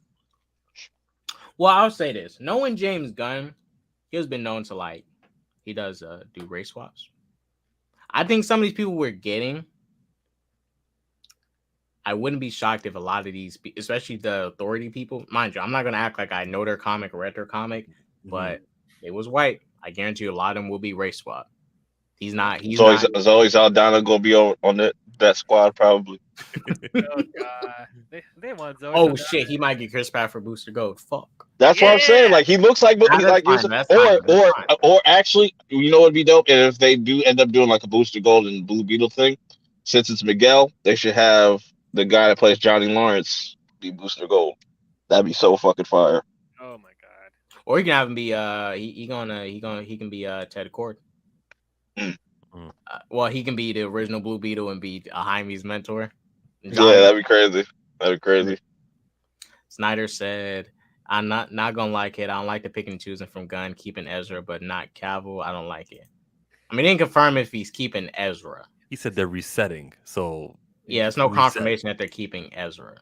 His movie is going to be the reset point, but it's no confirmation he's keeping Ezra. If they do get rid of Ezra, they should just go get Joseph Quinn. Got to place Eddie Munson. I should go get him to play the new Flash. I mean, he's gone. Ezra gone. Like, it makes me nervous. Yes, it would be very hypocritical of Gunn to fire Ezra because he had his own controversies and stuff and got fired because of allegations. But with the allegations Ezra got and the stuff he been doing, he lost the trust of the people.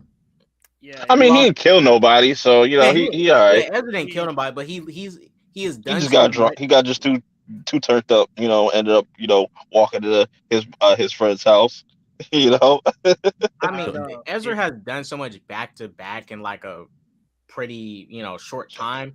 Where it's like, dang, bro, like there's something I was when Ezra freaking did that Hawaii shit. I was like, maybe he's going through some shit. He does something else.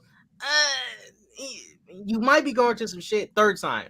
All right, bro. Choking bitches on camera. What's wrong with you? You always going through some shit. That's what it is with y'all. He's like, if it Wayne Brady gonna have to choke him, it's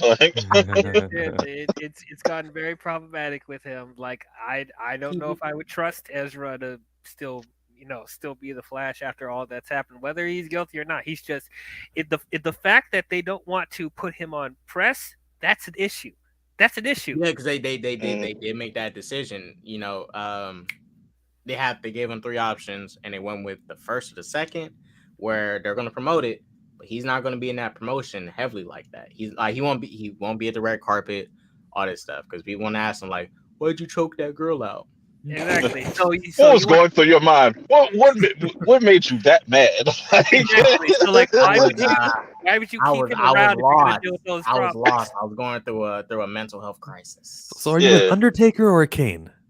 That's a wrestling joke, K-Dot. It was a great one. Gunn is open for Gal, Jason Levi, and Ezra to return as DCU sub. Where's that article at? Yeah, it's making me nervous. That's making me nervous, man. Hold on, I'm gonna get to it soon. Bradley, I think they're waiting to see how the film does to officially decide to keep him. Now, look, I always said this. I don't care if he stays or not. Even I don't care if he stays. I'm just saying, personally, I always said this since 2017. Get him the fuck out of here. He cannot run. Deuces. His Flash cannot run. Wait, what if Andy directs him better? But if the movie's a hit, people will forget about everything. They'll forget about everything. Like Ezra did what? People forget. True. People forget real quick. I mean, and you're not wrong about that, because I remember, even though it happened on a big public scale, because it's televised, when Will Smith slapped Chris Rock, right? I think it was the day before or after. It was definitely after. Another thing about Ezra Miller came out, some more allegations. People, some child stuff. I'm like, wait a minute. Y'all so focused on Will Smith slapping a man, and Chris Rock ain't even that mad about it. But this Ezra has some allegations against him. Now, allegations, keyword. Innocent until proven guilty. But it's like, why are we so focused on Will Smith slapping somebody while this guy has allegations of potentially doing something to children? This should be talked about more. It should be more important, because it happened and got swept under the rug. Why? Talked about who? By the people who are in Epstein Island week after week. Those people are gonna... Yeah. I'm freaked to be with the Oscars too. Majority of them went to Epstein's Island. Even Ben Affleck went there. But I won't say much. Yeah, that whole thing with Will Smith, that's his humiliation ritual right there. So, all right. So this is the article. You just ignored that comment. What? No, I didn't even. It literally went in one ear, went out.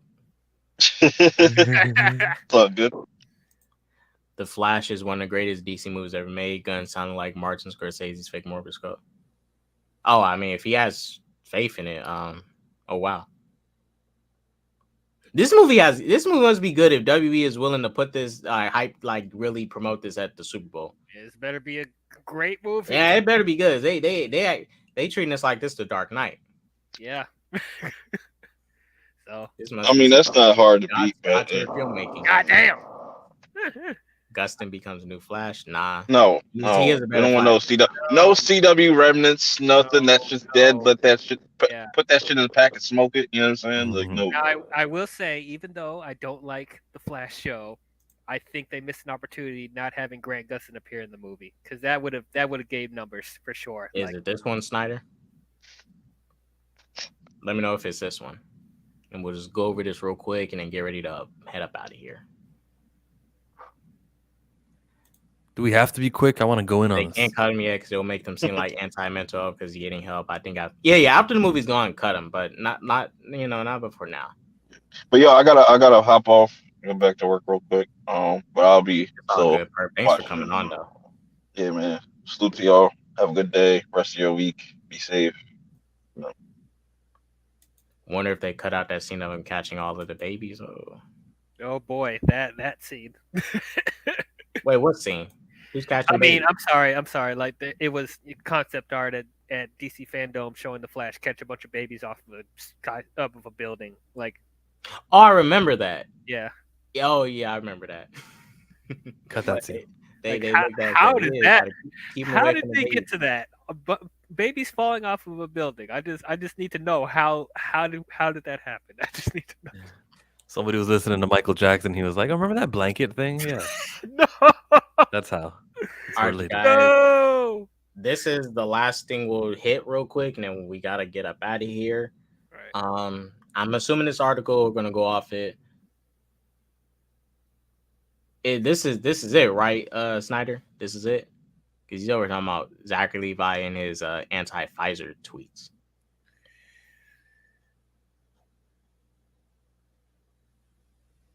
All right, we're just gonna go off of this. James Gunn on Shazam star Zachary Levi's anti-Pfizer tweet. I can't change plans just because an actor says something I do not agree with. I agree. In some cases, it depends. If your actor did murder somebody, they gotta go. They gotta go. Some people gotta go, but Zachary Levi's tweets was taken totally out of context.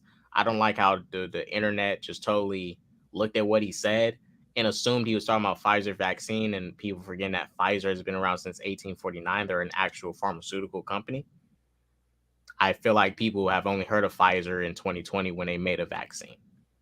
Because if you assume Pfizer is just a vaccine company that makes just one COVID vaccine, you are totally mistaken. They've been They around make for Viagra. years. Yeah, they handle a lot of our pharmaceuticals. They made a lot of the stuff we have. And people for years, whether you're liberal or conservative, you live in another part of the country, everybody has had big issues with big pharma. Big issues. A lot of people, because we see how they treat people. Recently, real quick, that YouTuber Mr. Beast, he did that thing helping out those people that was blind and stuff. And a lot of people was pissed at that. It was mad. It was a lot of people mad. They was calling it a joke. It was like blah blah blah. Huh? Explain. There's people complaining about it. Well, people was mad because he monetized it, but it's like, oh my god, yeah, what does he do with his effing money? He clearly is using it for other charitable things. They probably don't know that. Right. If you're mad about that, you probably don't know that. But you know, big pharmaceuticals seeing somebody cure the blind, I mean, that's gonna make them mad. Oh, he's not. They want the blind to stay blind, so you know they want you to stay sick, so they can. About to Dr. Sebi, yeah, just like that. How they invented a drug that you inject inside of yourself. It doesn't cure you. It doesn't at all stop the spread, but they say it does. Yeah, that's this company here. They call it a vaccine. I don't want to call it that word. I would rather call it an injection that allows your body to create a spike protein for SARS-CoV-2, and it's not a traditional vaccine. I don't think you can get kicked out of YouTube for saying that one. Okay. And why are we getting mad about? Why are we still getting mad about people's opinions on the vaccine? We're so past the pandemic at this point. Why is that? Why is that still an issue for people? Like, I don't understand. I think he just has a normal take. Yes, be questionable about drug companies. That's perfectly fine. You should be questionable. You know, don't trust everything. Yeah, you should question everything they do. Your government, everyone, just have questions. What was his exact wording in the tweet though? He was like, "I agree" or something like that. He said so. He said honestly agree. He didn't say. He didn't elaborate. Just said honestly agree. That's nothing, bro. And so James Gunn was saying basically, no, we don't do the Gina Carano situation here, where we're upset with what you post. Good. I don't want to lose actors based on tweets, really. Tweets, especially with James Gunn being James Gunn and having some tweets that I don't approve of. It's probably best to go by this policy. Now, there's like a universal line that could be crossed with everybody, whether it's the right wing and left wing divide, and you know those people definitely don't keep them. But how often does that really happen in Hollywood? Even like Will Smith, did you not see what he did with Maybe you didn't see it, but a couple of hours ago, he and Martin Lawrence made a Bad Boys announcement. You know, it's not over, no matter what happens in Hollywood. Where's the Variety article? Oh my gosh. That might have been it though. It was good enough, unless you're looking for another one. But that was a good. No, he gave me a title. I just searched it up. I don't see it. I'm on Variety right now. I'll go to Jason Momoa. I'm just looking through their tweets to see if they posted a article about the specific thing. The Flash recast will be easy because he covers his face for the entire. Well, when he's being a superhero. That'll be so easy to get familiar with a new actor than for Ezra. I mean, yeah. Since you're already doing it with Henry Cavill and Ben Affleck, you know. Mm-hmm. And we'll see what happens with the other ones, but let's see.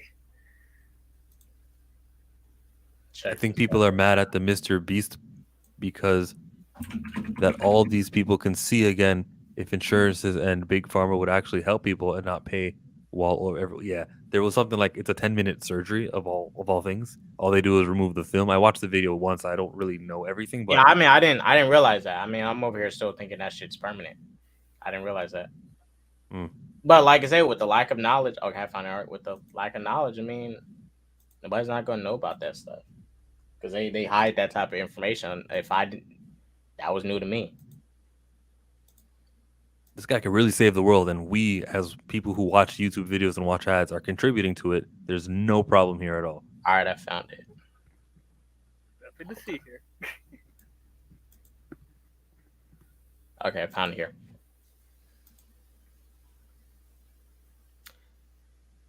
Hold up, wait. Okay, I'll check your DM. Give me a minute. Damn, people got me working double time. Yeah, I'll send you one real quick while we in here. We're gonna be closing up soon after this article, anyways.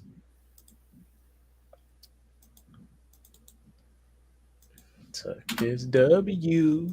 MCU's dead. I'm assuming it's this one. The moment every DC fan has been waiting for has finally been revealed. DC Studios co-chairman, co-CEOs James Gunn and Peter Safran have announced their first wave of projects that will officially break in their regime over the DCU franchise. This new era of DC storytelling on a big screen will succeed the reign of former DC Studios president Walter Amada, which is about to come to an end with the release of final 4 DC films not associated with James Gunn and Peter Safran: Shazam! Fury of the Gods, Flash, Blue Beetle, and Aquaman: Lost Kingdom. Gunn confirmed that The Flash is going to reset the franchise with Blue Beetle and Aquaman sequel being the first films in this new iteration of DCU timeline. They said in the video Superman was a start. Okay. The most recent DC films released Black Adam made headlines for its lacking box office numbers and behind-the-scenes commotion, with like Dwayne "The Rock" Johnson going behind Walter Amada's back to organize a Superman post-credit scene cameo with Henry Cavill to all but ensure a future Black Adam vs. Superman movie to fans, which was some grimy stuff The Rock set up without ensuring there was no deal that can even be continued based off this. So he basically hyped up nothing. Well, he put all that work in to give us nothing that went nowhere. It was up, Arkham. In a month since Warner Brothers CEO President David Zaslav anointed Gunn and Safran to take over DC films, but Cavill and Johnson announced that they would not be returning as their titular characters in the DCU after having personally met with the new ruling creative duo. The Cavill statement seemed more final, whereas Johnson's teased that he could reprise the role later down the line in the DC multiverse chapters. No, you will not. As far as his first DCU Slate announcement goes, it's definitely more of a soft reboot instead than a hard reset. However, not many familiar faces look to be appearing in this new DCU just yet. James Gunn and Peter Safran are taking a page from the Marvel Cinematic Universe by titling this first wave of projects, but instead of calling it a phase, they're naming this DCU Chapter 1, Gods and Monsters. Good title. The films into the chapter are Superman Legacy, Supergirl, Woman of Tomorrow, The Brave and the Bold, Swamp Thing, and The Authority. Director, writer Matt Reeves' much anticipated sequel to The Batman is also confirmed and simply titled The Batman Part 2, but is not officially labeled under the DC Elseworlds banner. Joker Folia Dux, which is currently in production with lead stars Joaquin Phoenix and Lady Gaga, will fall under the Elseworld category as well. I like that they have created a whole DC Elseworlds banner. So now you make it very clear what's Elseworld and what's supposed to be canon. Mind you, all these movies and stuff and live action stuff is Elseworld if you compare it to the comics. But in the context of live action, it needs to be clear what's Elseworld and what's not, and they made that very clear here. Basically, your what's that thing they used to have? DC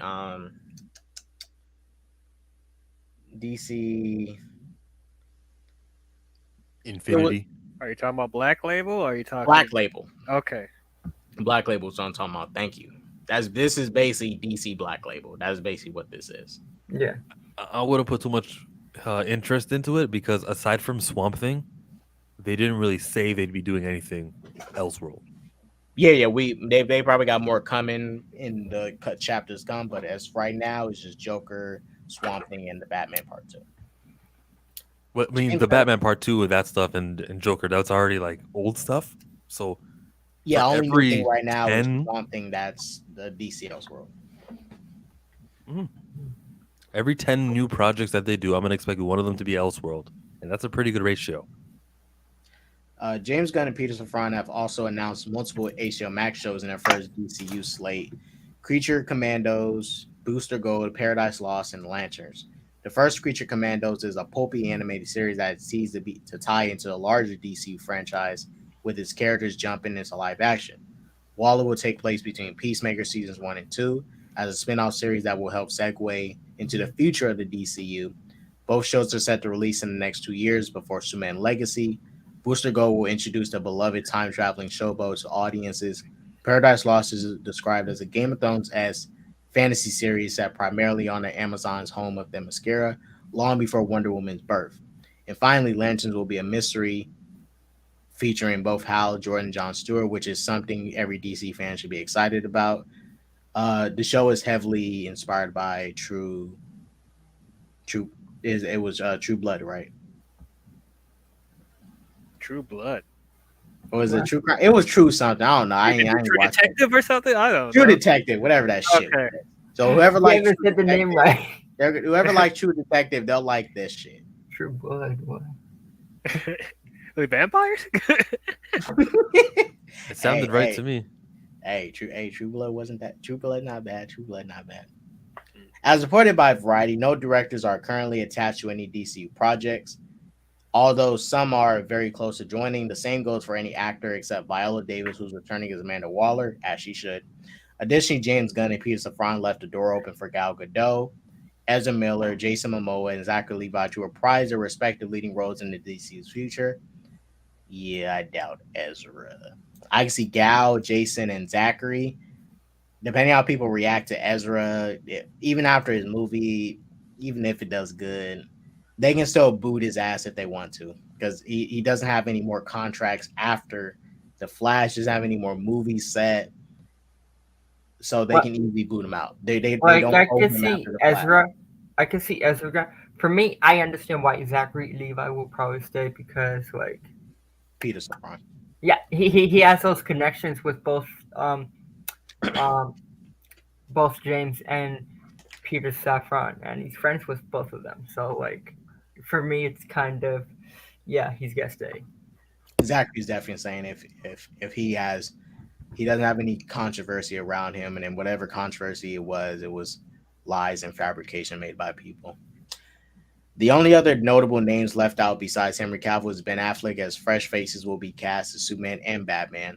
However, Gunn stated that talks are currently underway for Affleck to possibly direct the movie in the DCU's future. He might direct his Batman movie. I wouldn't be shocked. Just don't expect to be Brave and the Bold, Gunn and Safran's new Batman and Robin movie. Furthermore, Gunn and Safran assured that actors will only be portraying one role moving forward, even though the DCU will be multiversal. In building an overarching story for the DCU, Gunn and Safran also assembled a writer's room featuring Drew Goddard, The Cabin in the Woods, Jeremy Slater, Moon Knight, Christina Hodson, Birds of Prey. Oh no, Crystal Henry, Watchmen. Okay, wait, which one? Hopefully it's the 2009 movie. The show, yeah.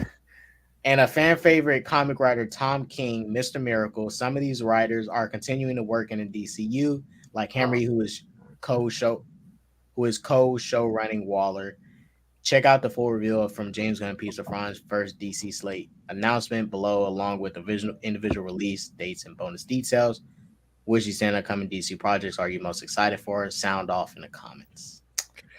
So yeah, Superman Legacy, The Authority, Brave and the Bold, Woman of Tomorrow, Swamp Thing, The Batman Part 2, and some other stuff in between. It's very exciting. Creature Commandos, Waller.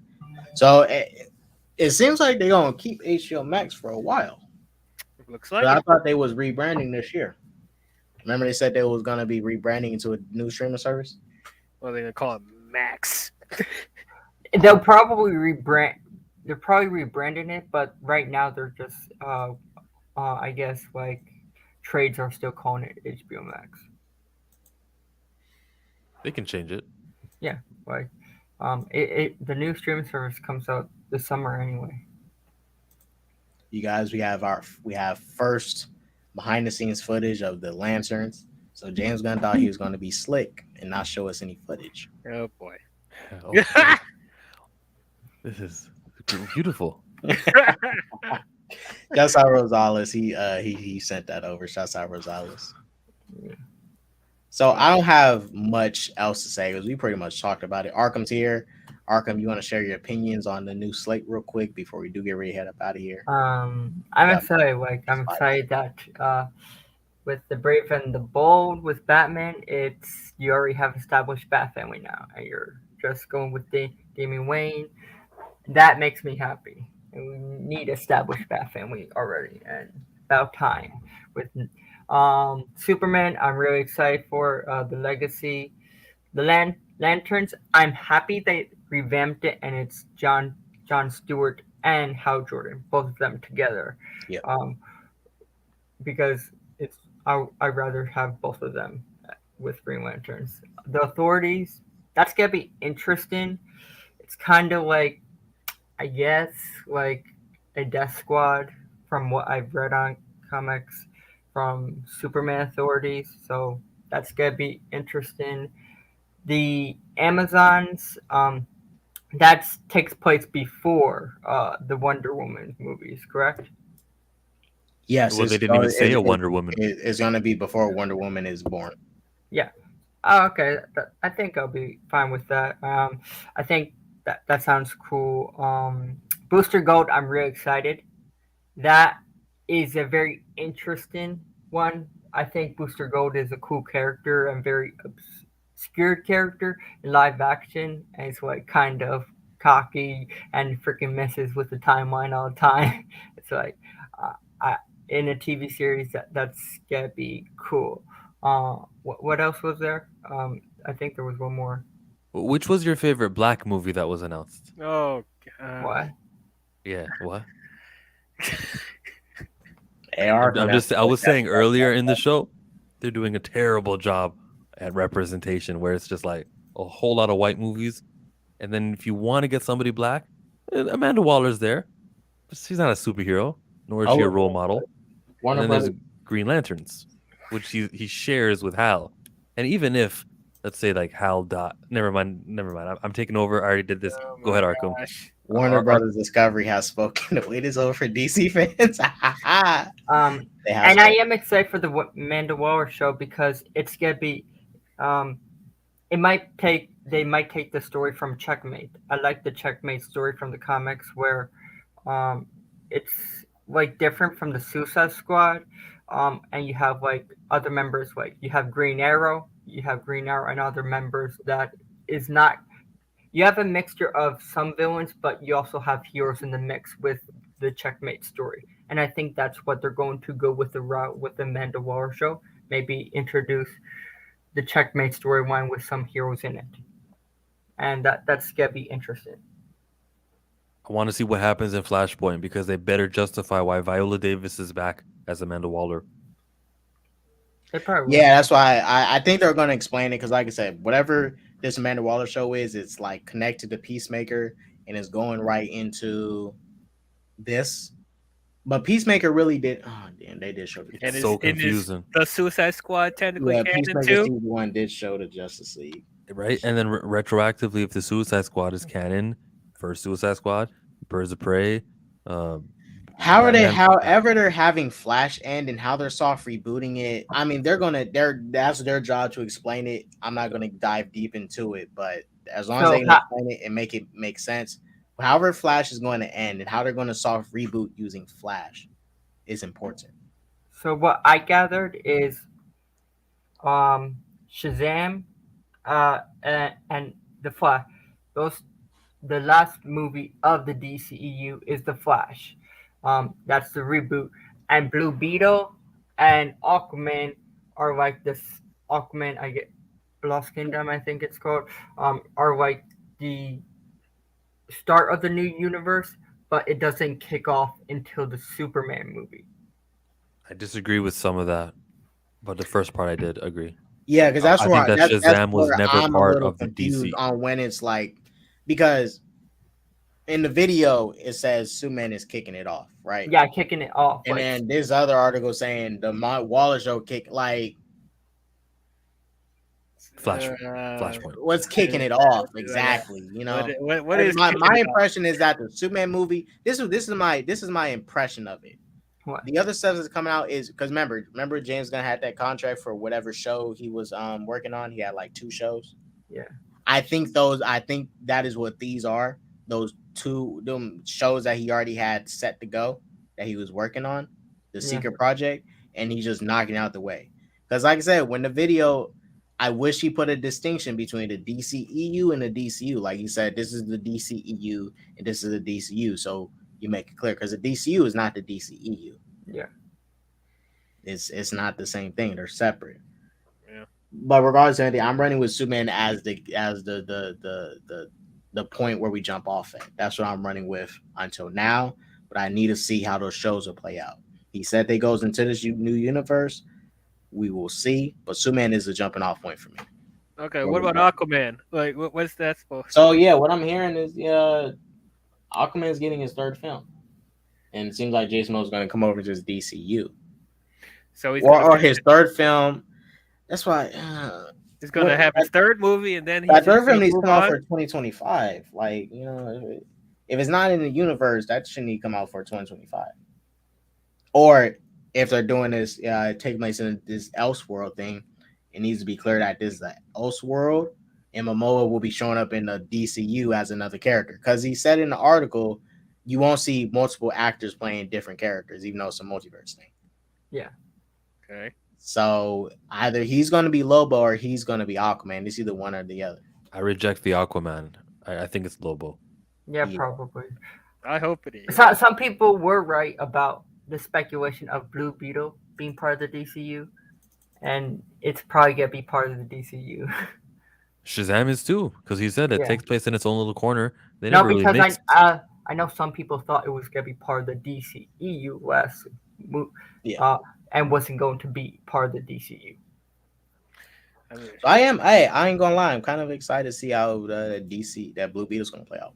Yeah, me too. What is going to do? I mean, I was excited for Blue Beetle anyways because I want to see more characters than just OGs, but I still want to see the OGs get the respect that they need before we jump off into anything else.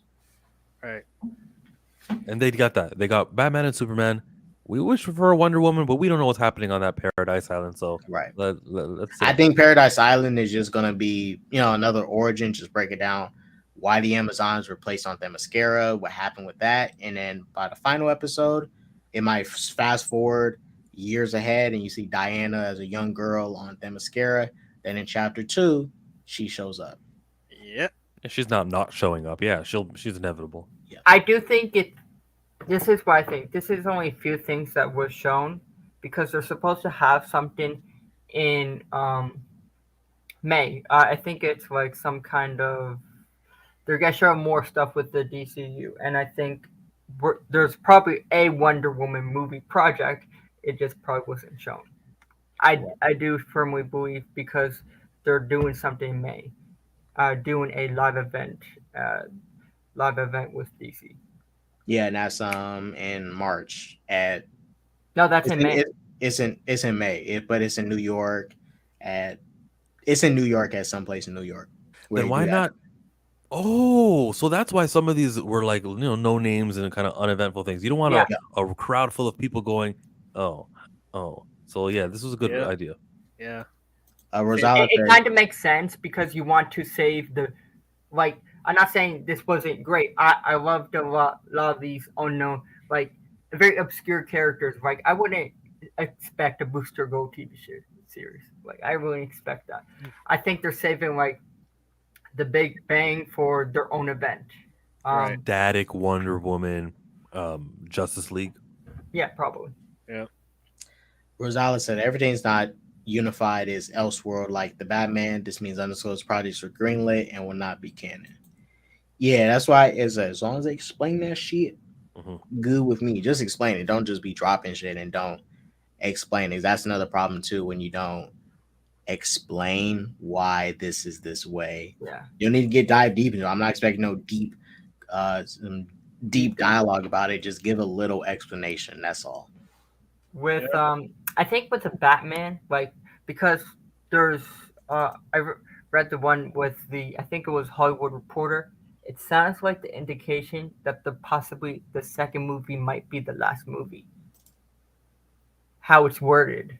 If you go on the Hollywood Reporter, how they word it is, it sounds like it's the last Robert Pattinson Batman movie. And that kind of makes sense. Like, if it's the last Robert Pattinson Batman movie, they have to end it in a way that it doesn't make a conclusion to his Batman. We don't see a lot of duologies nowadays. Yeah, like that's the word. Duology. Yep, duology.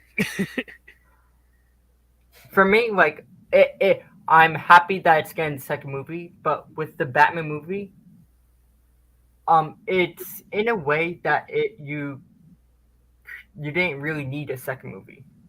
I know, but maybe there was a contract that was signed already, and then James Gunn gets in there, and James Gunn's like, "Wait, you guys already gave Matt Reeves a movie? All right, go do that. Fine, Elseworlds." So I guess like it's the same way that The Rock was, I'm back. Henry Cavill's back, and then as soon as James Gunn came in, yeah, fix everything. Well, I can't because you signed all these things. There's a lot of ongoing, continuing things. What do you mean? And that's the case. Exactly. That's exactly how it went. That's why the Batman Matt Reeves needs to happen. But I am excited. If I have to be honest, I'm excited for the Batman 2, but I'm more excited for what they're gonna do with the Brave and the Bold with. Me too. The Bat family, because we've been waiting so long for the Bat family, and we're finally get established Bat family, and they're going with Damian Wayne. Yes. And I'm really happy. Damien sounds like a black name. Watch them race swap him. I know a lot of black Damians. I think there's something gotta be Middle Eastern. He's I mean, he's a little brown. He is a little brown. And Middle Eastern. I do hope because it's gonna be Damien, I want to see the League of Assassins and stuff like that, because I always liked the League of Assassins, and for me, the big screen, they didn't really have that kind of interpretation that we like, but with the comic books, like the fantastical elements. Like Batman Begins really didn't have that kind of Ra's al Ghul or the League of Assassins that we wanted. We didn't. I feel like this is the perfect time to show the League of Assassins that we probably always wanted in the big screen. Yeah, that's why I said the DCU Batman needs to be more like comic booky. If you have shark repellent, you better have some shark repellent. You shark and beat up a shark. I'm not saying he need to beat up a shark, but we need to see those dumb comic booky shit that Batman does, and he just pulls out an electric net out of his belt. It gotta literally be like Black Widow in the Black Widow movie when she freaking crashed that car into the subway and her body was perfectly fine. That's some Fast and Furious logic right there. It need to be Fast and Furious logic with Batman. I mean, still write a good story. I don't want no dumb plot and just a dumb fun for the sake of it, but it can be dumb fun that has a good story behind it. Pacific Rim, that was dumb fun, but that's a really good story behind that film. The second movie is just dumb fun. That's just dumb. Yeah. It's just dumb. Because writing's bad.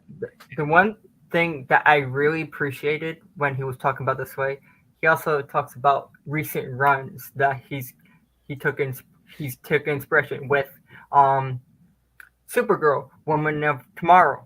It looks like he's taking inspirations on Tom King's run, and I like how he brought up with you see also pictures of what comic book runs as well. Yeah, and they were always white. The characters never were anyone with a darker skin tone. That was crazy. It was just amazingly white. This absurdly abundant amount of the light skin pigmentation, right, Arkham? Yeah.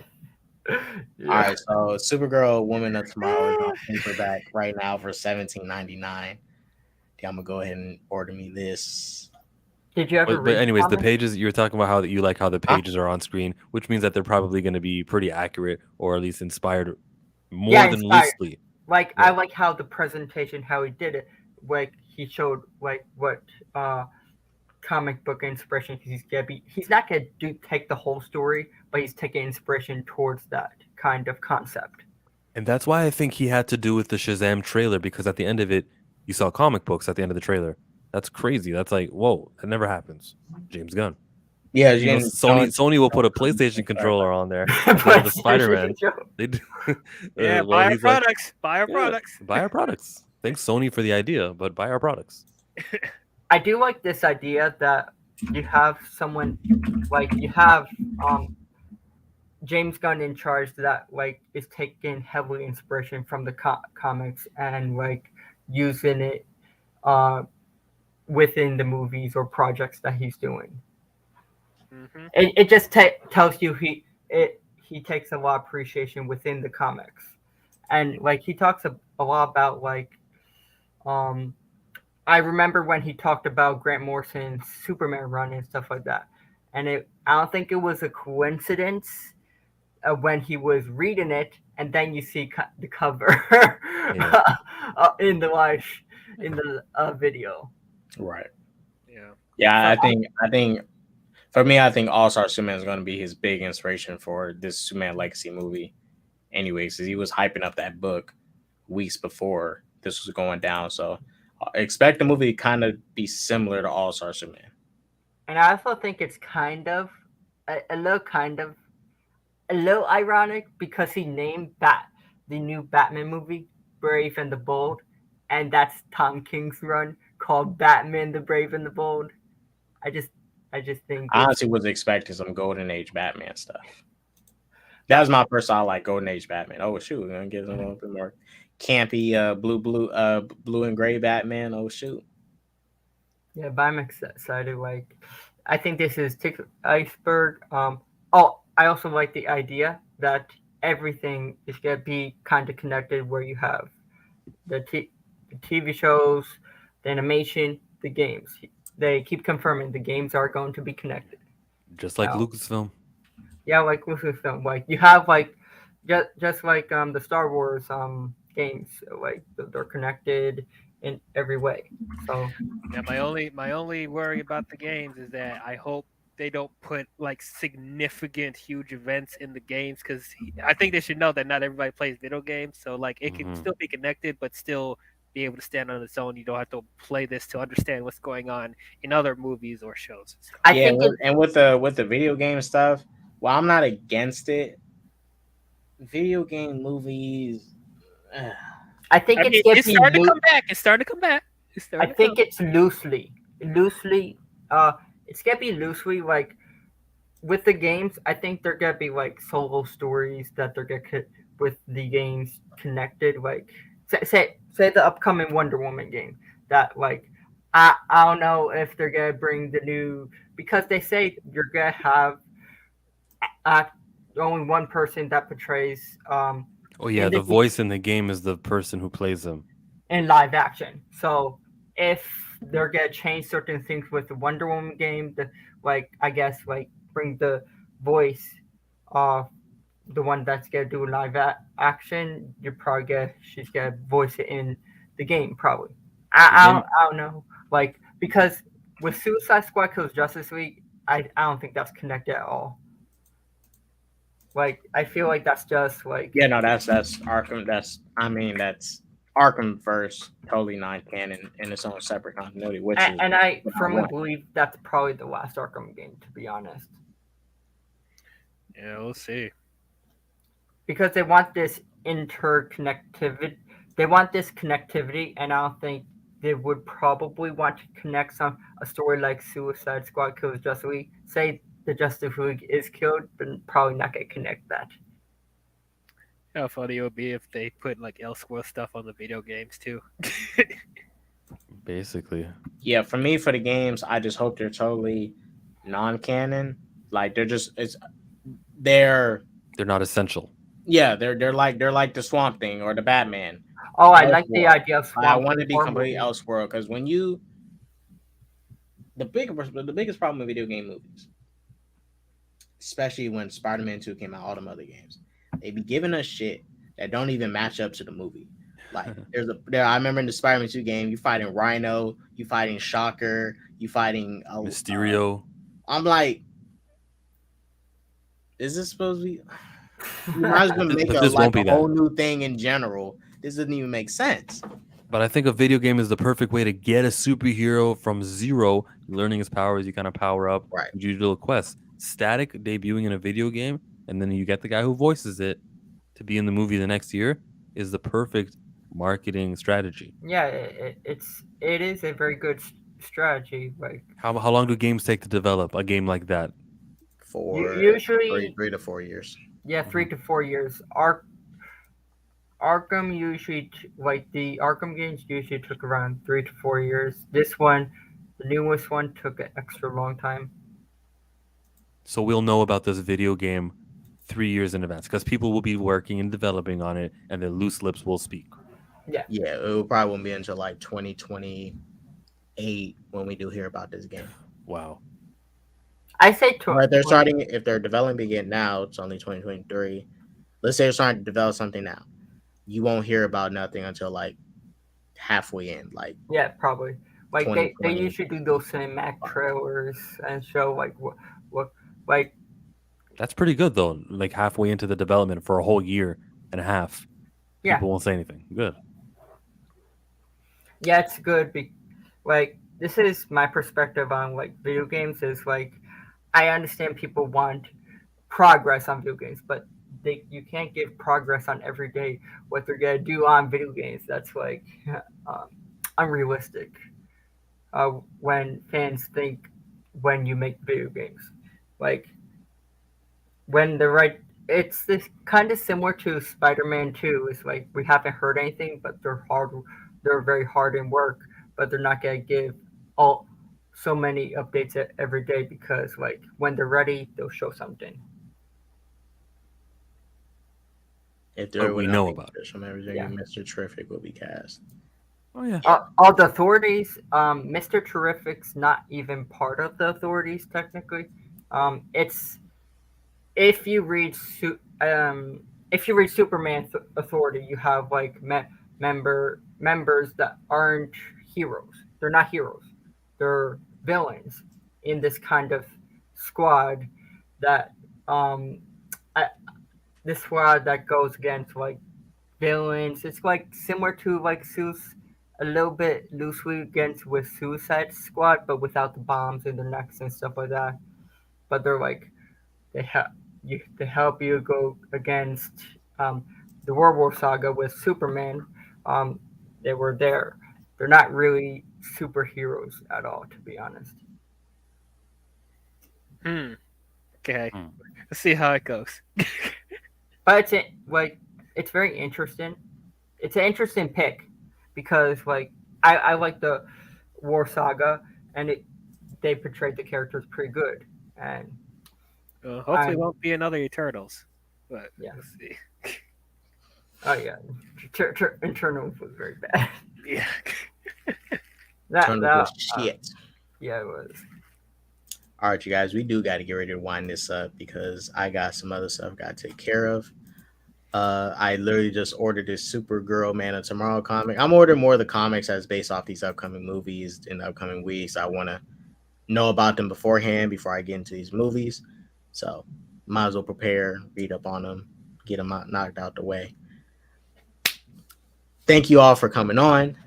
Chill, Arkham, Yell, everybody. Shouts out to Nerdman, the Dark Lord of DC. Even Anzo showed up. Anzo showed up to slander the DC universe with his MC. Did you boot him or did he leave on his own? He left on his own. MC fans, they come out like a Doug Trio from the ground. They peek out and they go back inside. Yeah. If we booted him, we wouldn't even give him the chance to finish his sentence. It's what they do. MC fans are crooked, and like I say, last thing I'll say, I just see so many MC fans on Twitter just like, in fear. It's like, man, our Secret Wars is going to be defeated by Superman when it comes out 2025. Oh my god! Okay, hold on there. Stream with us the whole time. What MCU Twitter fans are you talking about? You were here the whole time. You didn't even know about it yet. They're talking. I know they talking. Okay, hold on. I didn't say it, but they talking. They're trying to assemble a way to defeat that Thunderbolts movie. Chill, you said it. If Sentry's gonna be in it, Kevin Feige's gonna do something so vile and disgusting. He's gonna release that Thunderbolts movie with Sentry right next to James Gunn's Superman movie. He's gonna be that vile and disgusting. He's gonna do something like that. That would be a mistake. It'll be a mistake. Don't put Sentry in Thunderbolts. Don't do that. Just wait, real quick. Just imagine if Eternals didn't come out yet, and they found out this Superman movie was coming out, and they put Eternals right next to Superman.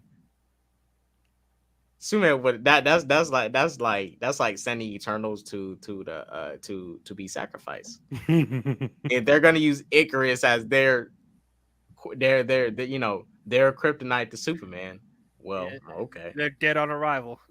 I mean, they tried to do that with Eternals. They tried to make Icarus Superman. Well, that's what whatever that the Chloe Zhao was trying to do, and she failed. Yeah, Zack Snyder did a better Superman than her. I like the Superman. It's not hard to be Superman, bro. You just need that S on your forehead. Yeah, that twirl. Yeah, you need that S, bro. You good. All right, you guys. Thank you, everyone, for coming on. Up and away. Positivity and all that jazz. Don't do drugs. And like I always say, up and away. What